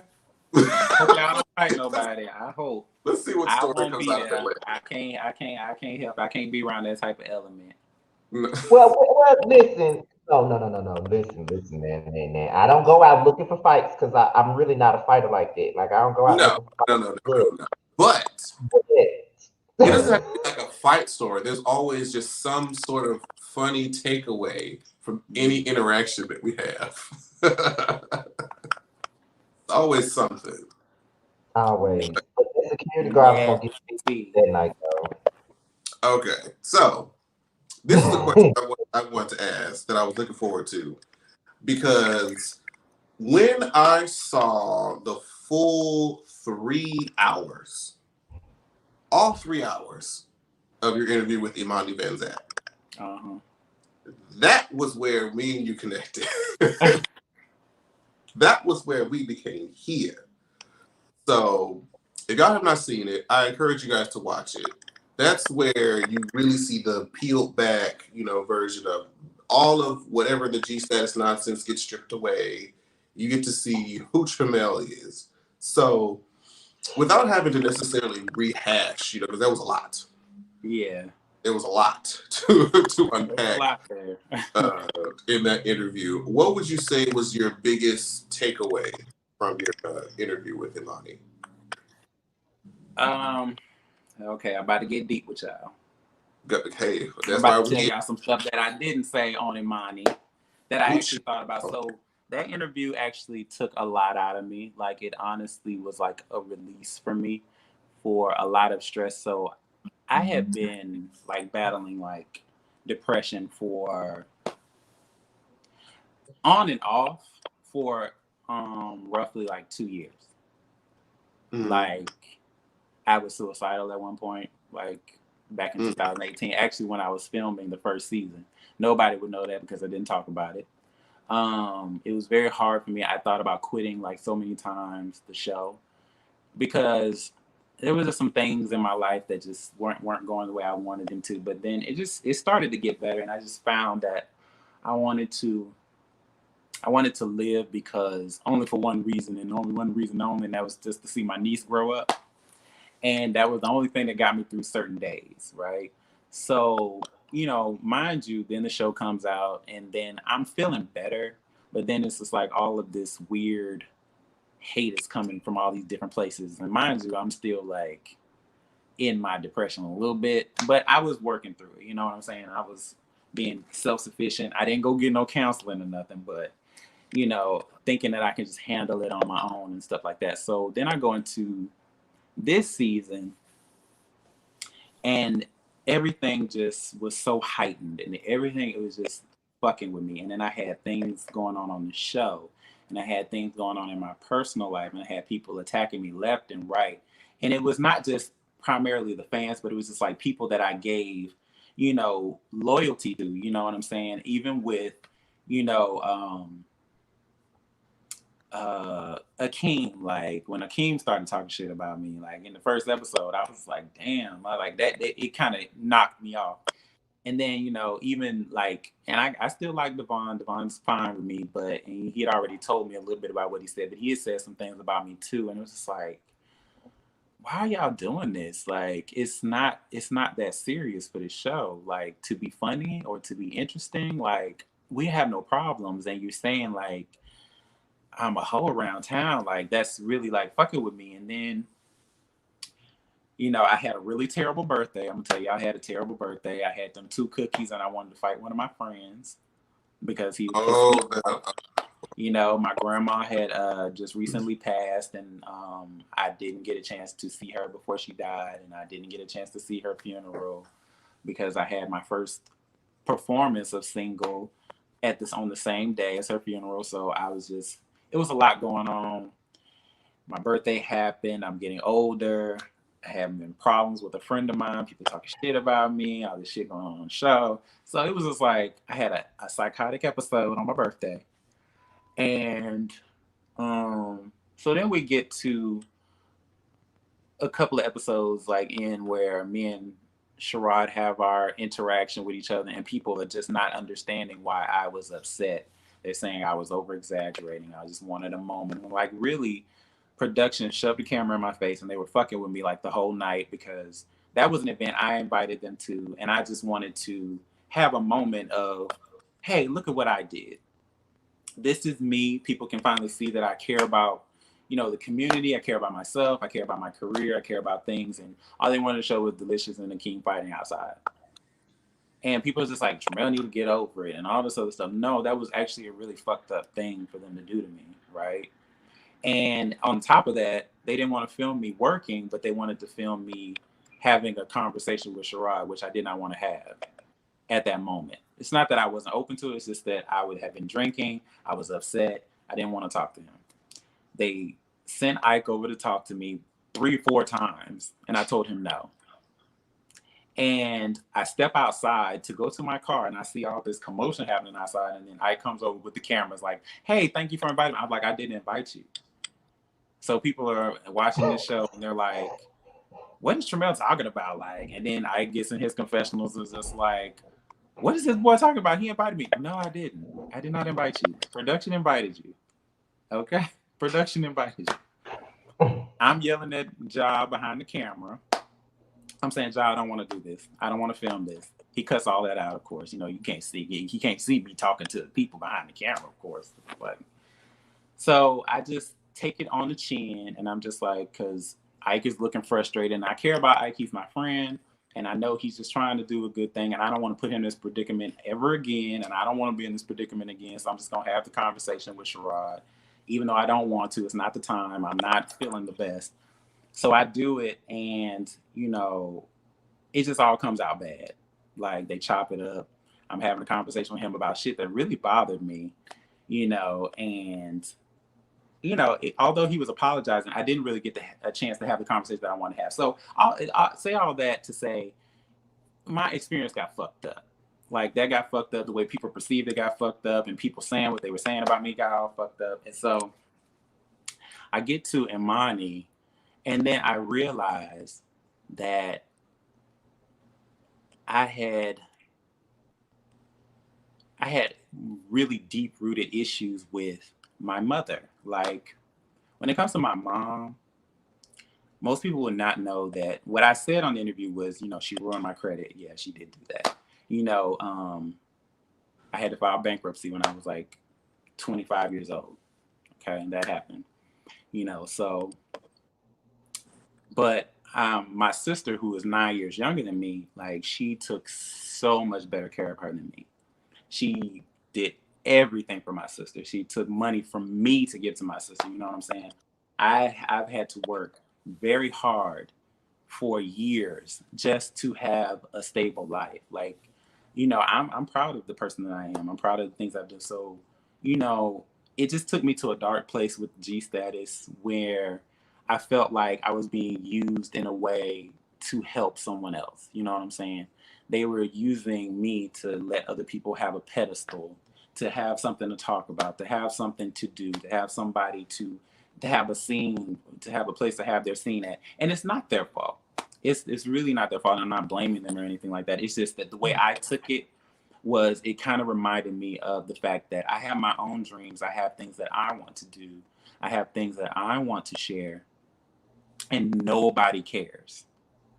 Nobody gives a fuck about what I want.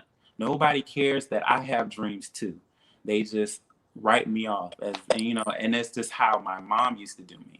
You know what I'm saying? But in doing music and starting this new life that I have now, everybody sees me and everybody's looking to me for things. My mom was always like, she's very supportive of my music. Like, she loves my music.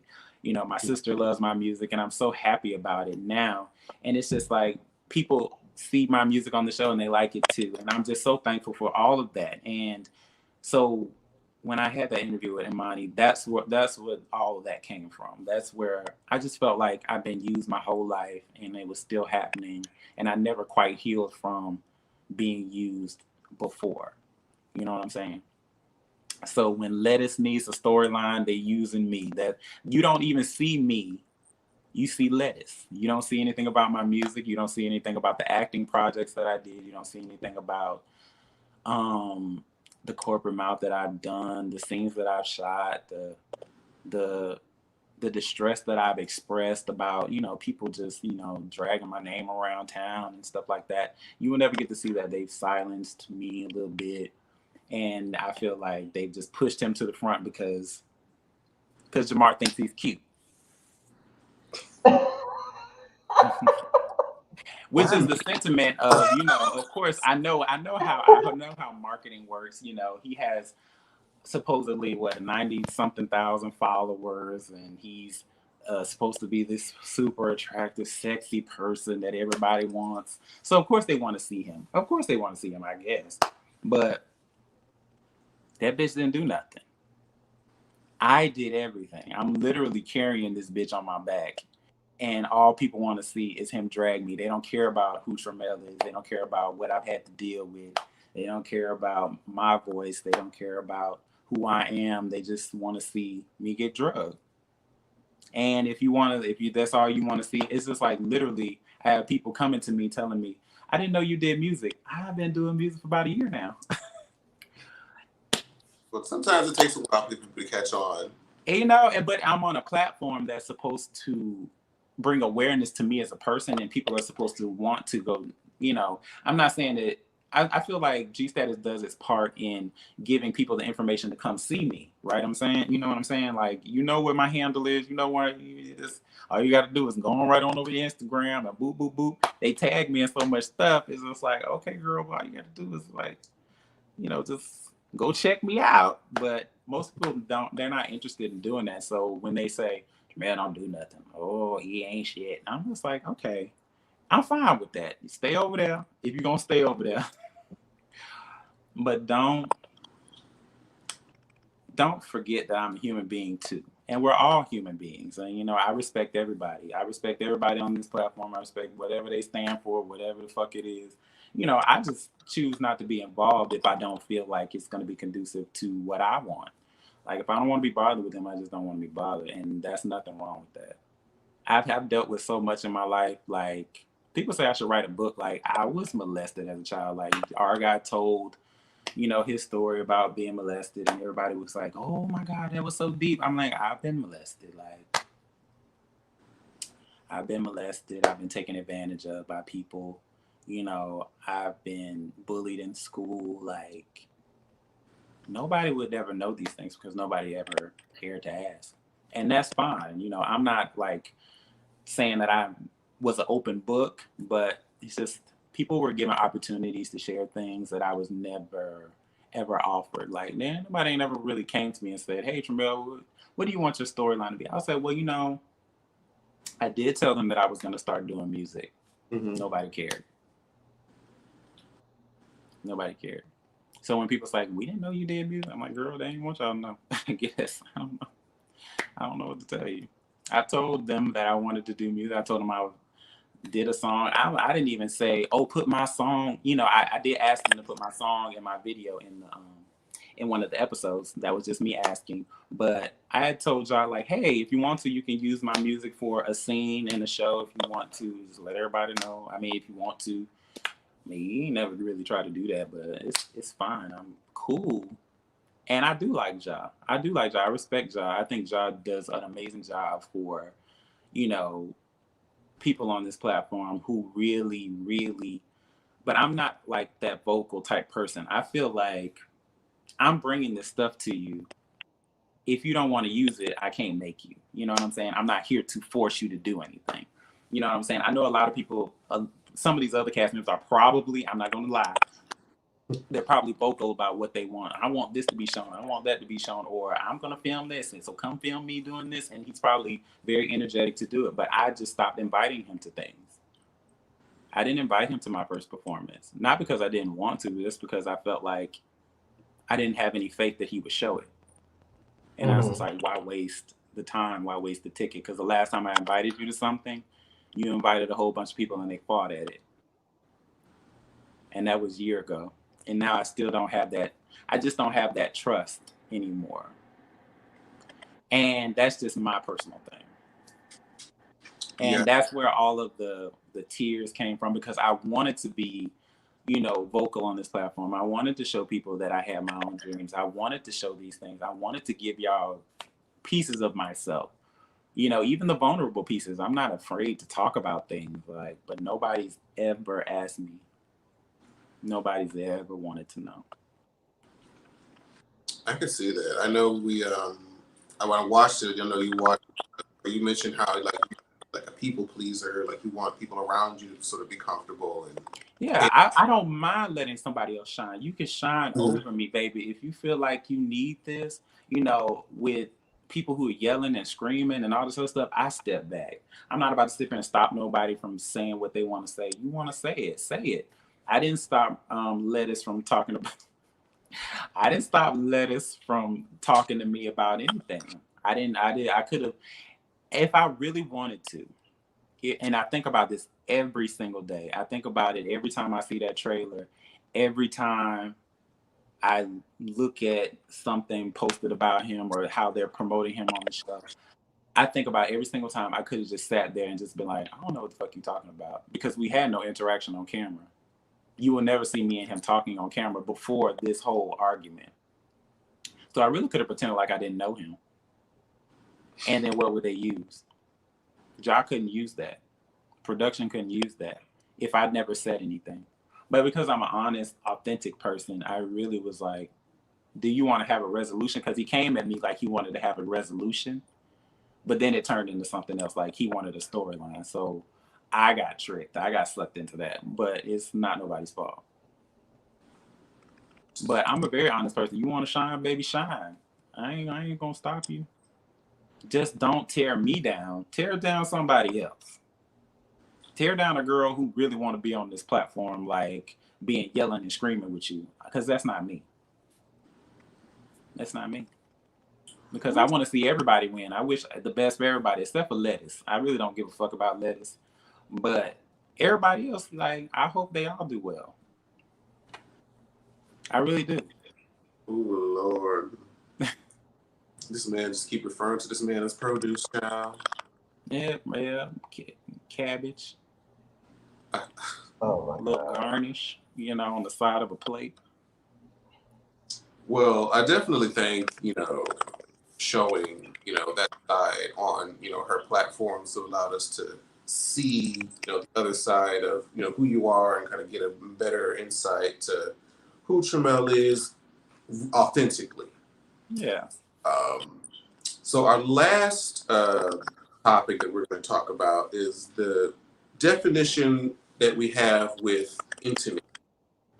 And since you were single for about roughly, you said for about 9 years, and now being in a relationship, have a good dynamic of what maybe intimacy is and the difference of it between being single and interacting with people intimately and being in a relationship and acting with your partner intimately. Would you say that there's a difference, or do you feel like it's roughly about the same?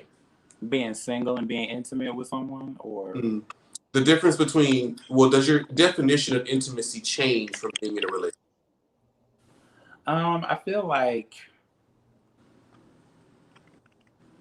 I've come across a lot of people who are in relationships, or they're in a relationship that are slightly open, not open as far as like people can come in and out of it, but just having sex. So what intimacy is it's the communication factor. And some people are intimate with people and still be single. You know what I'm saying? Some people don't like titles. I've noticed that some people like to say that they're in a situation with someone, but not actually be in a relationship with them. You know what I'm saying?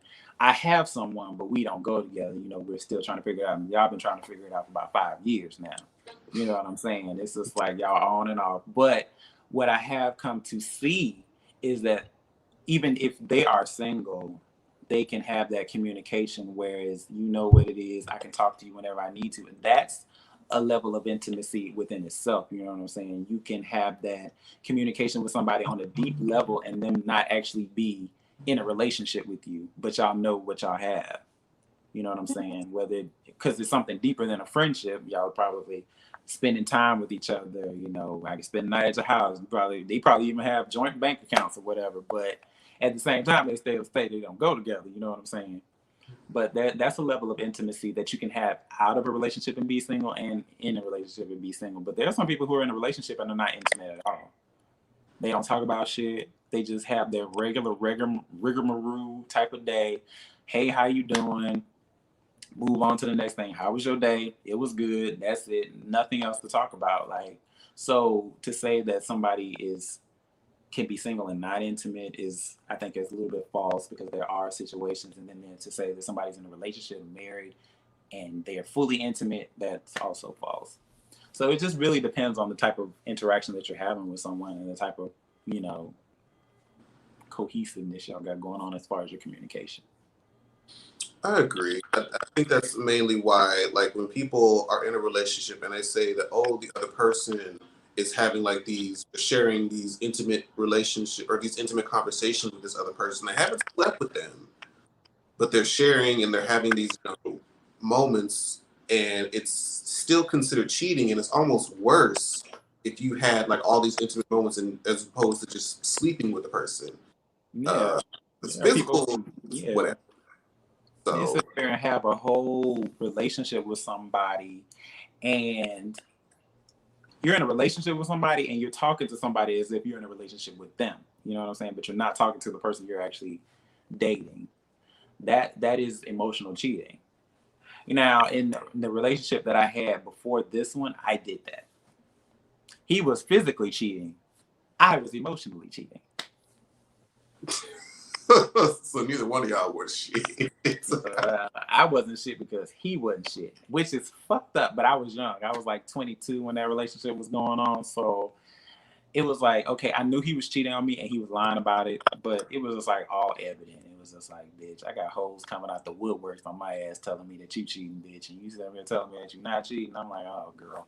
But I tried. See, this is what you did. This is what I did. I tried to be one of them girls like, I'm gonna give you something, you gonna give me something back. Okay, I'm gonna tell you. You say you ain't been cheating. Okay, I'm gonna tell you. So I let this dude like hit on me, and I gave him my number and stuff. And I just talked to him a little bit, but not like that. We ain't never did nothing, hung out. But when I tell you he went the fuck off, I'm like, bitch, you was a whole cheater out here, bitch. And you gonna try to make me feel bad about talking to a nigga? After you done did who knows what and why and what position? Well, at least in my last relationship, even though he cheated on me with somebody, even though I went out to dinner with another man, he didn't know nothing about that. To this day, he still don't know, but I know all about what the fuck Yeah, he did. probably know now. He doesn't know I have a YouTube, so Oh well. You smart. You was smart, you was kind, and you was important. Okay. But yeah, you really can't say who is worse, because at the end of the day, what they say to people, is it worse to give your body to somebody, or is it worse to give your feelings to someone else when supposed to be in a committed relationship? Which is worse, really? I still feel like it's the feelings. I mean, like the body, people can fuck a bunch of people and not feel nothing. But that emotional attachment, is usually what keeps people together. I Because if think you that's what get like men in heterosexual relationships all fucked up, because women, they will accept a man who cheats because they don't really. I mean, these niggas be fucking everybody. They don't give a fuck what the bitch look like half the time, as long as they got a pussy between them legs. They don't really give a fuck. This shit sound like macaroni and cheese when they be fucking, but they go home to the baddest bitch on the planet. But the macaroni and cheese that they were just fucking look like a goddamn toaster oven. I tell you in the face. But they don't give a fuck. I mean, niggas be like, they just fuck these girls and then they just go on to the bitches that they really care about. But if a woman has sex with another man, they know it's about feelings, because women don't just randomly just cheat with niggas just for the sake of getting some dick. Not often. I'm not gonna say never, but I not mean, often. because there are some. There are some.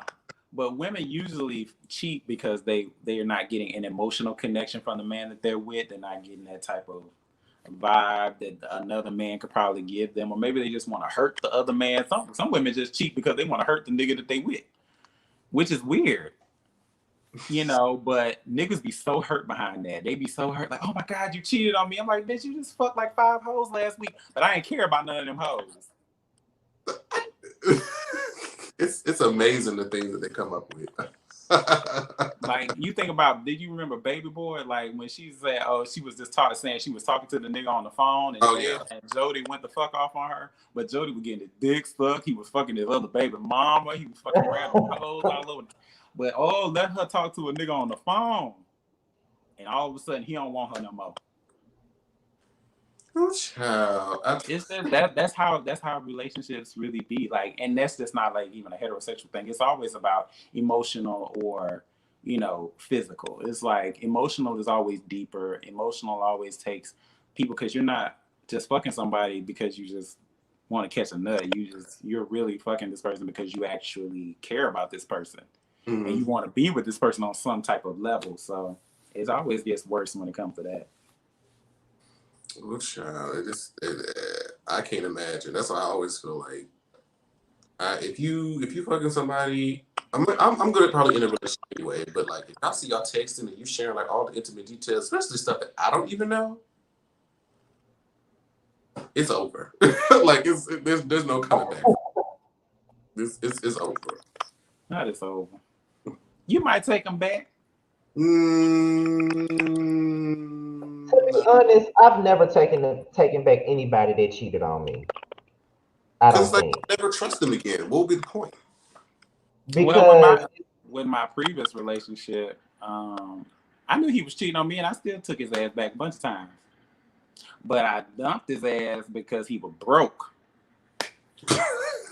Oh, so if he had money, he could slide his PP into anything. Yeah, I ain't give a fuck about no shit. Like at the time that I was like 20-something, I ain't give no damn about no cheating. I'm like, bitch, you can cheat as much time as you want, but don't be coming up here broke. Now I gotta pay for everything.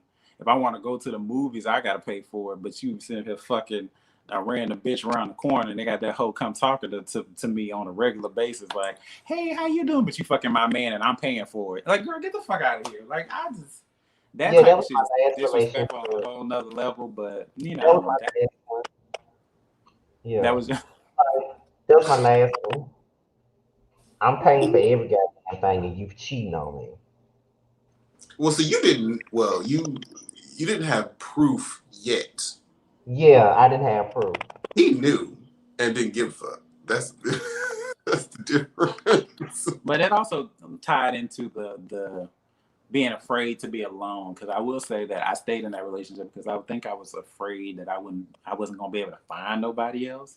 I don't know. I had real low self esteem back then. So, and I was just, and then it came to a point where he dumped me actually. Because he knew I ain't love him no more. So he was just like, and he dumped me on Facebook too. Because his phone No, was turned off because he was wait. broke. Did he remove the relationship status to single? No, he just told me that he's like, I don't think you love me no more. I was like, I don't. He was like, okay, well, I guess I'll let you go then. I was like, oh, well, I guess. That's so casual. I was I tired mean, at that point. but I do agree with the part where you stay in a relationship with a person that you know that's not really doing you right, and you stay because you don't want to be alone. Because I know that this time last year when me and Jamar were talking, I was talking about how my relationship was, and Jamar would be like, the typical protective best friend, like, you need to leave that nigga. That nigga ain't shit. You're doing too much for that nigga. I don't care how much you love somebody, you need to leave him alone. And even though what he was saying was the gospel, I didn't listen right away.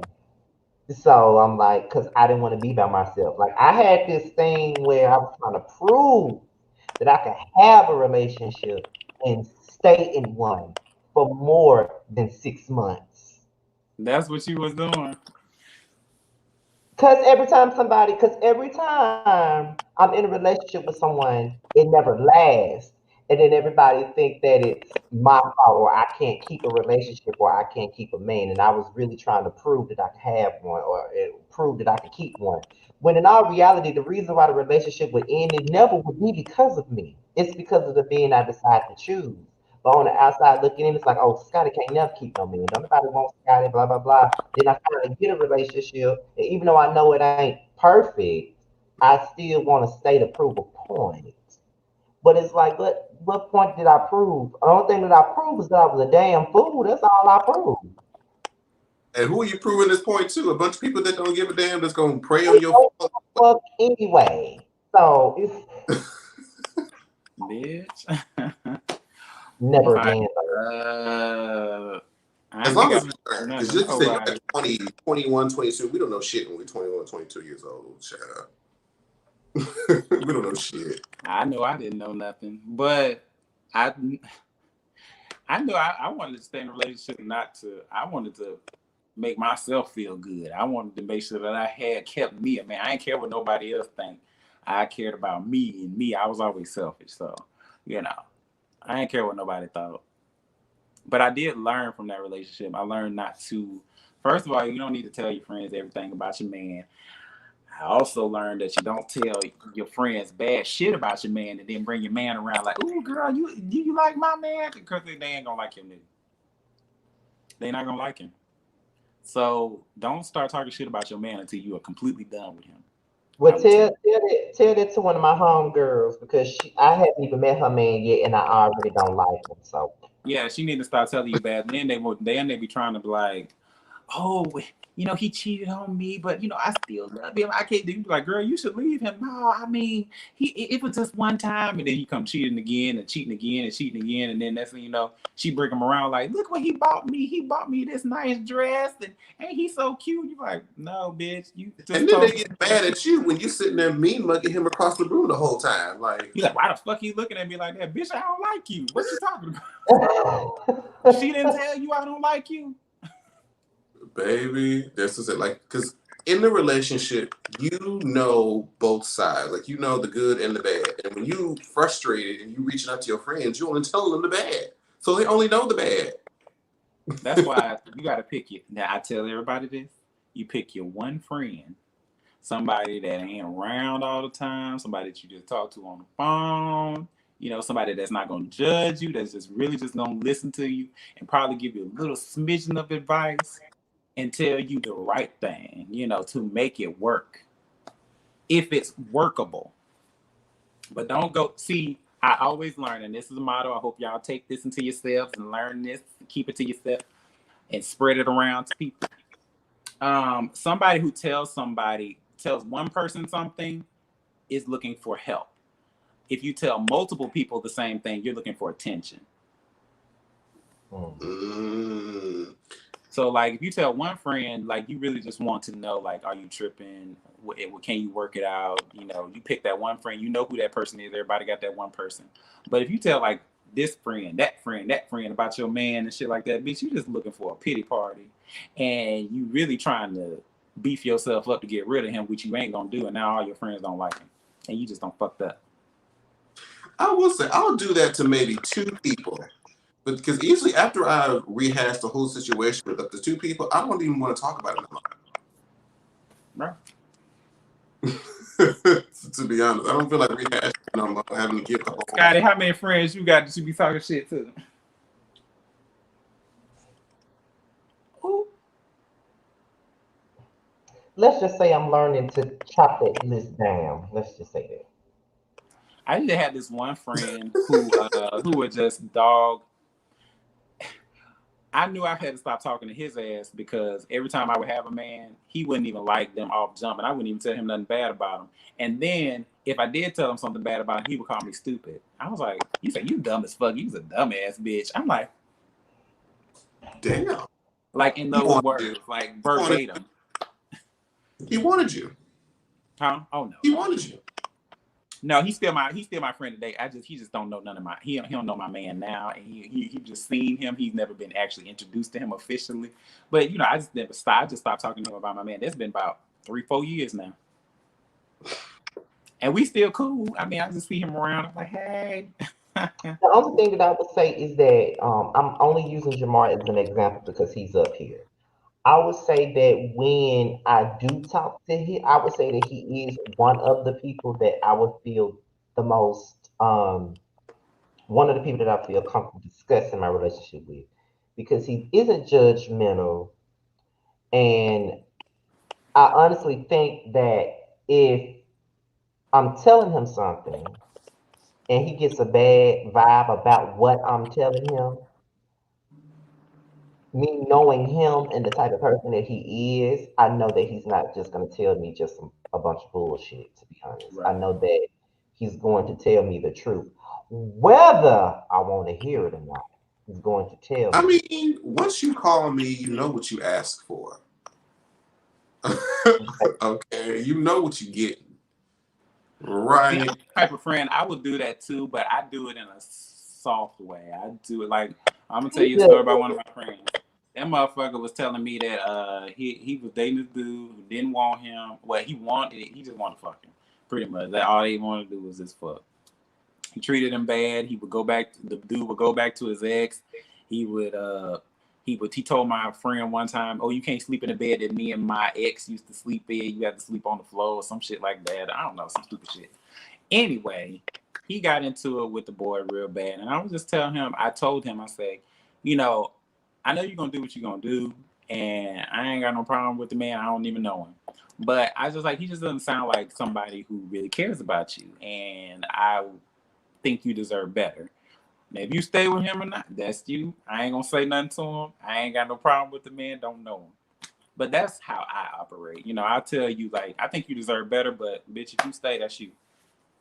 I would say that when Jamar does give me the truth, it's not in a rough tone. Like he says it the same way he's talking now. That I don't feel like he doesn't say it in a judgmental tone. It's kind of No, like I mean, now, this is how I do operate.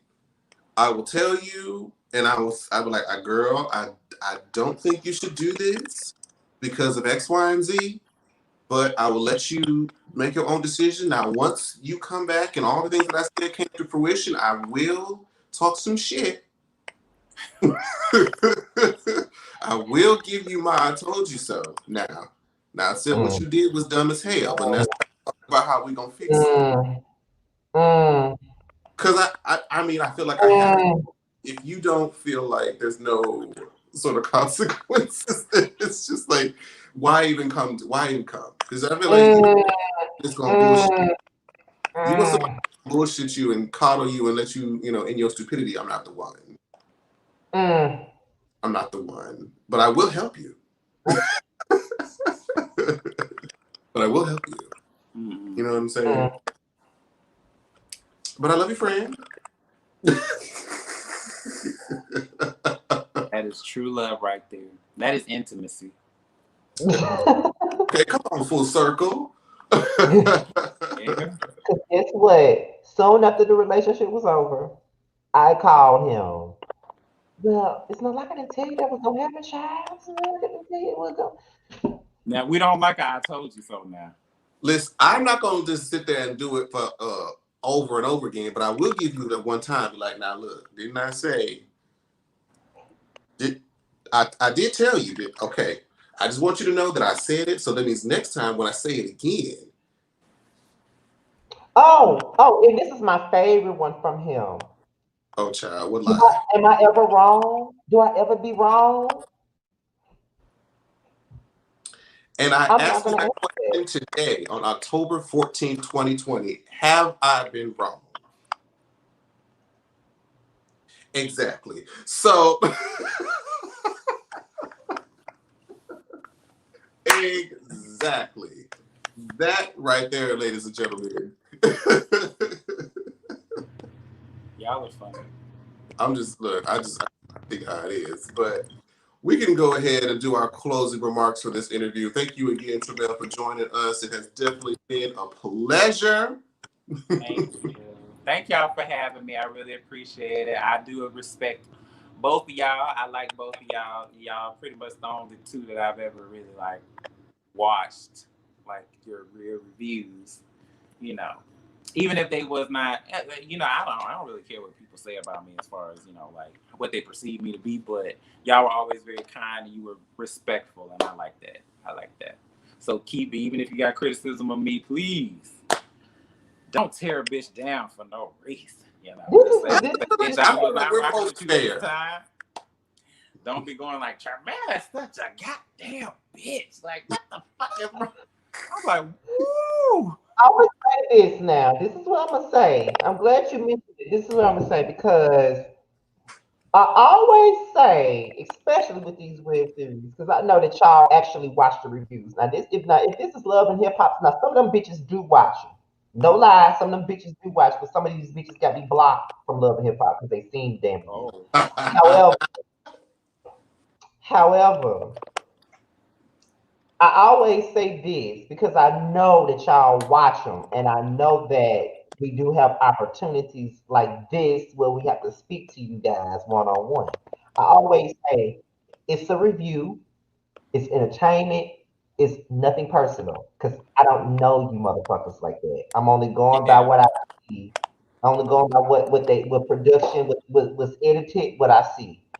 You have the opportunity to come on the platform to clean this shit up if it's not what we thought it was. So I don't know none of y'all. So therefore, what I'm saying is what I'm talking about what I see. Now, some people get mad and some people feel a way about what the fuck you say and be going on about, oh, such and such don't fuck. It's not that I don't fuck with you. I don't fuck with what I say. You know what I'm saying? So I feel like I'm a very fair person, regardless. So, you know. Yeah, I mean, I don't see, and that's the thing. You can say whatever you want to say about somebody, but you don't have to be nasty with it. Like, if people just run around saying, "Oh, Tramel boring," "Oh, Tramel is boring," okay, that's fine, girl. I don't care about that. Like, that's based off of whatever, and that don't hurt my feelings, and I think that's cute actually. I mean, I don't mind being bored, but when they get into other stuff like Tramel ain't never gonna have no man, and Tramel ain't never gonna have this, and Tramel ain't never gonna have that. He's delusional as fuck. He think he better than what he is. I'm like, where are y'all getting this from? It's just like, okay, now you're going a little deep and you're doing a little too much for TV.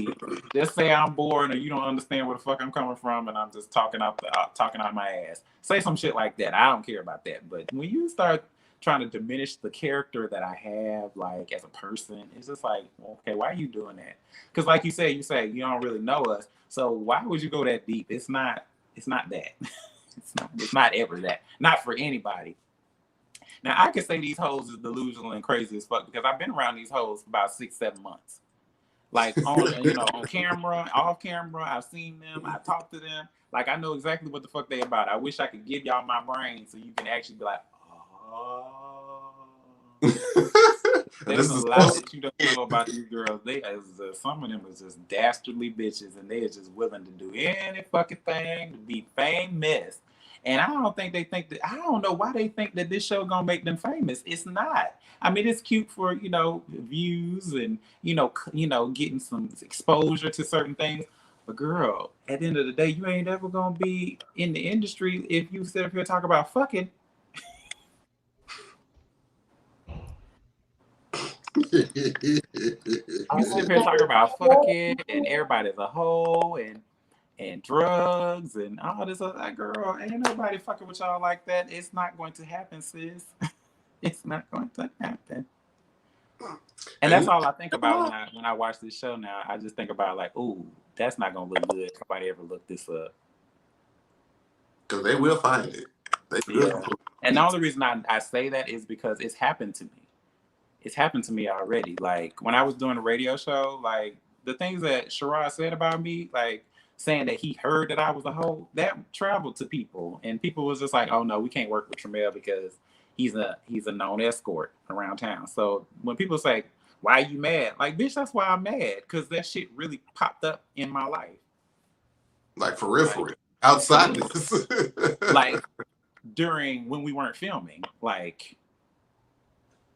In my real life, getting opportunities that you were trying to get. So yeah, he was like I said, he was trying to cut a bitch off at the knees. Not saying that he was trying, he was just probably legit just talking about his own experience or whatever the case may be, wherever it came from. But bitch, that shit travels. Whatever you say about people, and I just say that to say whatever you say about people, it travels to places that you don't even know. Your name will be in rooms that you will never see because of somebody talking. That's why I try not to say nothing about these girls outside of this show. But now that you said, people wondering why you were that mad. That's why you were that mad. It's kind of And like when you watch. I said that to him. I said that to him in that scene, and they cut it out. Yeah. Or whether I don't know if y'all saw it, but I was just like, it came up like somebody said that, because even Mikey said it in the episode. Oh, somebody told him that somebody said that he was fucking me to be on the radio show. That was the manager of the radio station who said that. Sure. And Mikey had to vouch for me. He was like, I would never. He's saying he would never do that, but I would never do that either. The man that never met me. I never even met the man, and the man was calling me a hoe. And I was just like, oh wow. And this was like before season 2 was even talked about. This is right after season 1, so I'm walking into it like, damn, Been called a hoe, a prostitute. Like, what the fuck? I'm Because I fucking was for wondering, I opportunities. can't remember why you had so much friction with Sharon between the seasons, and because there was such a gap between the time I watched it and the last episode of the first season. So I was like, when do I get the insight on what happened? Did I just forget? It was never nothing. It was never actually anything. Like it was just a lot of, he say, she say type stuff. And now I can say I owned up my part, but and he did own up to his eventually, like, because we had a conversation about it. But it's all under the bridge now. But at the time, it was like really fucking with me, and it's just like people don't know. That's why I try to stress to people, this show can really like fuck you up, like your name, like when they say certain things. So that's all I think about. All I think about is my name, because I really don't have one. Nobody really like me, but bitch, I don't want to be the hoe. I'm gonna be something. Want to be the host? And I don't want to be anything. Please don't make me the hoe. I would rather be boring than the hoe. I'd rather be boring. I said, please just make me boring again. I said, make Tramel boring again. That's what I need to have. That's kind of like on the Housewives of Atlanta when Portia was saying that Candy tried to drug her and shit like that, and everybody was wondering why she was so mad about it. Bitch, I'll be mad too. Yeah, that and like Candy said that she was having like trouble, like people, her business partners was questioning her. I had people questioning me, like my friends, my associates, like people that I worked with or I was trying to work with. Like they was all asking me, like, why is he saying that? Or why are they saying that? Why are they doing that? Why is this happening? Why are they? Because I'm the only one getting hit with this type of shit, and nobody cares because nobody's looking at me. So it doesn't seem like I'm the one with the problem, because they all going off and living their lives and yelling and screaming at each other. But they slide my name in their little quick little number, and then I'm the one getting towed up. But they the ones fighting with each other, and like, oh girl, you do coke, and oh girl, I fucked your man, and oh girl, you got fucked for $40. They into that shit. I'm not.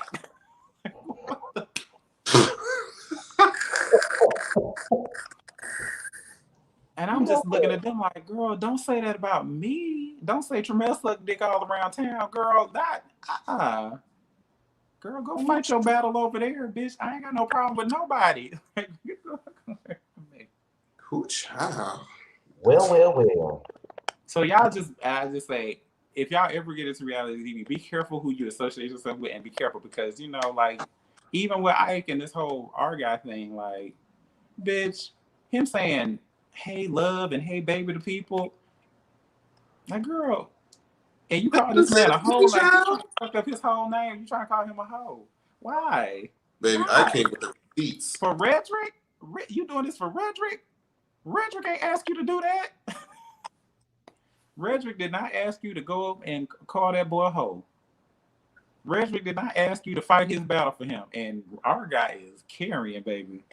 Our guy, but he did the same thing when he was battling with Delicious. That was Charlie's fight. Yeah. And then you got to wonder, like, girl, where's your story, girl? But nobody's going to ask that question. Where's your story outside of fighting for other people? What do you do? Who are you outside of these friendships that you've made? Because I was friends with somebody and I never fought his battles, but I got sucked into it like, bitch. I mean, I said what I said and I did what I did. No lie. But, bitch, they told my ass up. And they was like, bitch, you need to mind your own business from there. Just tag along. And everybody in the comments like, oh, yes, go, our guy. Charlie ain't nowhere to be found. Charlie ain't on this show like that. Charlie was disappeared. Charlie said what he said, and he got to put a ghost. But you gotta, but you know what? That's another thing too that I've noticed about reality TV, regardless of whether it's a web series or just an actual reality show on like a major network.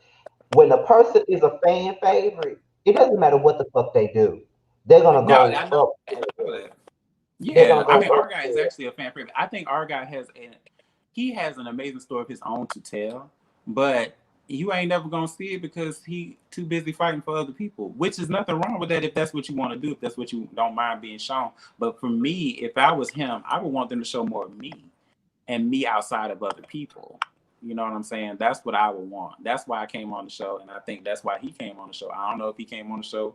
Like, you can't really just say that you came on the show to call our Ike a hoe. Did you really come on the show just to call Ike a hoe? And that's all you want to talk about? I don't even know if that rhetoric is sticking. I don't know if that narrative is really catching on, because I feel like once he sort of dropped I used this for literally everybody, then it was kind of like it lost all the steam, I think. Well, now you're gonna have to. Now they gotta actually talk about it because I don't know yet. Like that on the show, he don't know yet. So when you see it, it's gonna be. I think when y'all see how I actually react, I don't know how that's gonna go over with people. I'm interested to see him get buck. Yeah, it was something. Cause I never seen him like that. I ain't never seen him that mad. Like, he was pissed. And I can understand him being pissed about, people playing with his name. But then there's people who, like, and then I look at my situation with Sharon, even though we made up or whatever, and we're cool, the fact is they drug my motherfucking ass for even having the conversation with him and being upset about it. And I don't know what they're going to do to it. I really don't know. I don't know if they're going to be on his side or against him, so we just going to see. Because you think they're going to be on this side, but it might not. I don't know. Because like I said, a lot of people are stuck to the YouTube part of this show. They probably never saw the whole back and forth between him and our guy. So they just stuck with what they see on the show. So we're going to see. The rest of the season, we got 3 episodes left? Yeah. So I don't think the reunion will be taped long before the actual finale is actually shown. Probably. Well, it might be like an episode left. Episode or 2. Yeah, they're gonna be 2 episodes probably. Look, I'm gonna reach into somebody's DMs. I'm getting up in there some way, somehow. Oh, well, I think the tickets go on sale this week, so just look for them. I'll be like, hey, Ja, come on, hey, sis, help me help you. I'm still trying to figure out what the fuck I'm gonna throw on. I'm throwing some combat clothes because I'm going to war. Just like Megan from Bad Girls Club, ready to fight. Look, I just came here to fight. I'm gonna come there with my fun bag. Amen. Well, let everyone know your social media, where they can find you, stream your content, and everything like that. You can follow me on IG at @I am_Tramel. That's TRAMEL. You can follow my music on all streaming platforms. Just type in Tramel, TRAMEL, and 6-page letter. There are a couple of Tramels out there, but I'm the most famous one.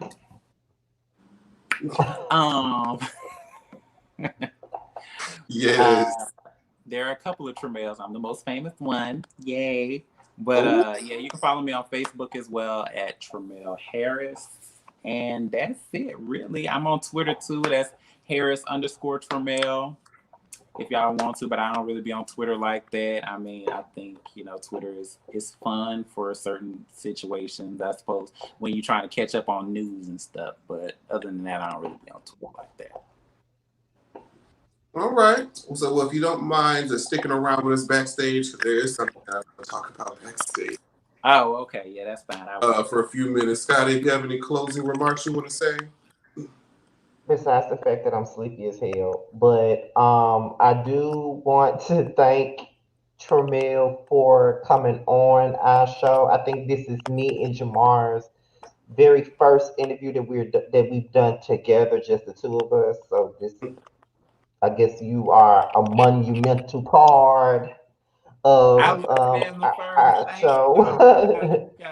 Yeah, you're like the first interview we've done alone with just us two. So yeah, that's pretty good. And I would say that this interview made me look at you in a different way, to be honest. I can say that. Like, I feel like the show didn't do you no justice at all with like just by talking to you. So, yeah. Did you Yeah, enjoy I feel yourself? like that's. Hmm. Did you enjoy yourself? Oh yeah, I had a good time. I felt real comfortable. I'm glad y'all allowed me to speak very candidly and be open. And I hope y'all just, even that, not just for me. I mean, I think a lot of us, a lot of them on G status, I think they have a lot of personality. I don't think none of them are bad people, but I think that when you do certain things to be popular on the show that are out of character, I feel like that needs to be checked, because bitch, I ain't about to do nothing out of my character, bitch. Anything I got to say about y'all, say to your face. But these girls weird. They real weird. I ain't gonna lie, they a little weird. They say shit about you behind your back and then smile in your face and stuff. They a little weird. They just a little weird. But it's cool. And I'm glad y'all finally see. And I hope the next interviews y'all got, y'all ask them hard questions. Ask them why they do the shit that they do. Because they probably can't even tell you why the fuck they do. I charge y'all to do that. Get up in that ass. Well, should we announce who's the next person that's coming on here then? Probably Lettuce. Go for it. Go for it. It's well, be on the lookout for the next person that we're interviewing from G Status. Just so happens to be another singer by the name of Ike. He'll be next up here. So yes, so we'll be asking him a couple of hard questions too. Yeah, ask him them hard questions now. Ask him why he do the things he do. Ask him why he was ask him the real reason why he called people baby. Because he's a nice person. I bet you say that. That's why he called people. I'm like, bitch, I'm the one that actually went on a date with him, and I'm not mad that he wanted, if he wanted to talk to Redrick. Like, bitch, I don't give a fuck. Bitch, why do you care? That is a good question. I didn't even think about that. But this was definitely so much fun. Like I said, it was our first interview. So thank you for being our first. No, First. Make sure y'all go follow and stream his album. It was really, really good. We thoroughly enjoyed her. And of course, follow us on our own platforms, Scotty by Nature TV and Jamar 84. And yeah, you guys, thank you guys so much for watching. We have a good, stable audience. And as you can see, it's on my phone, by the way. There it is. How did I go pink? Oh, you next to Mariah? Oh. Yeah, next to Mariah. You in good company. Look at that. Yeah, you know I hit number 25 on R&B charts. Oh, okay. Yeah, I debuted at number 25. I was so excited. I charted y'all. Come on, charting. They said I wouldn't be shit. Well, that's the end of tonight's show. Stick around for about a few minutes afterward. I'll stick around for y'all. And then we'll dismiss from there. Okay. All right, thank you everybody for shit. Thanks everybody for watching. Yeah, this was a pretty good episode tonight, and be on the lookout for the next one with Ike. He'll be our next guest, so stick around for that shit right there. And with that being said, me and Jamar signing out. So and as well as Tramel, we are all signing out. I hope y'all have a great night. Because I hope I get some good sleep tonight. All right, bye, y'all. Bye.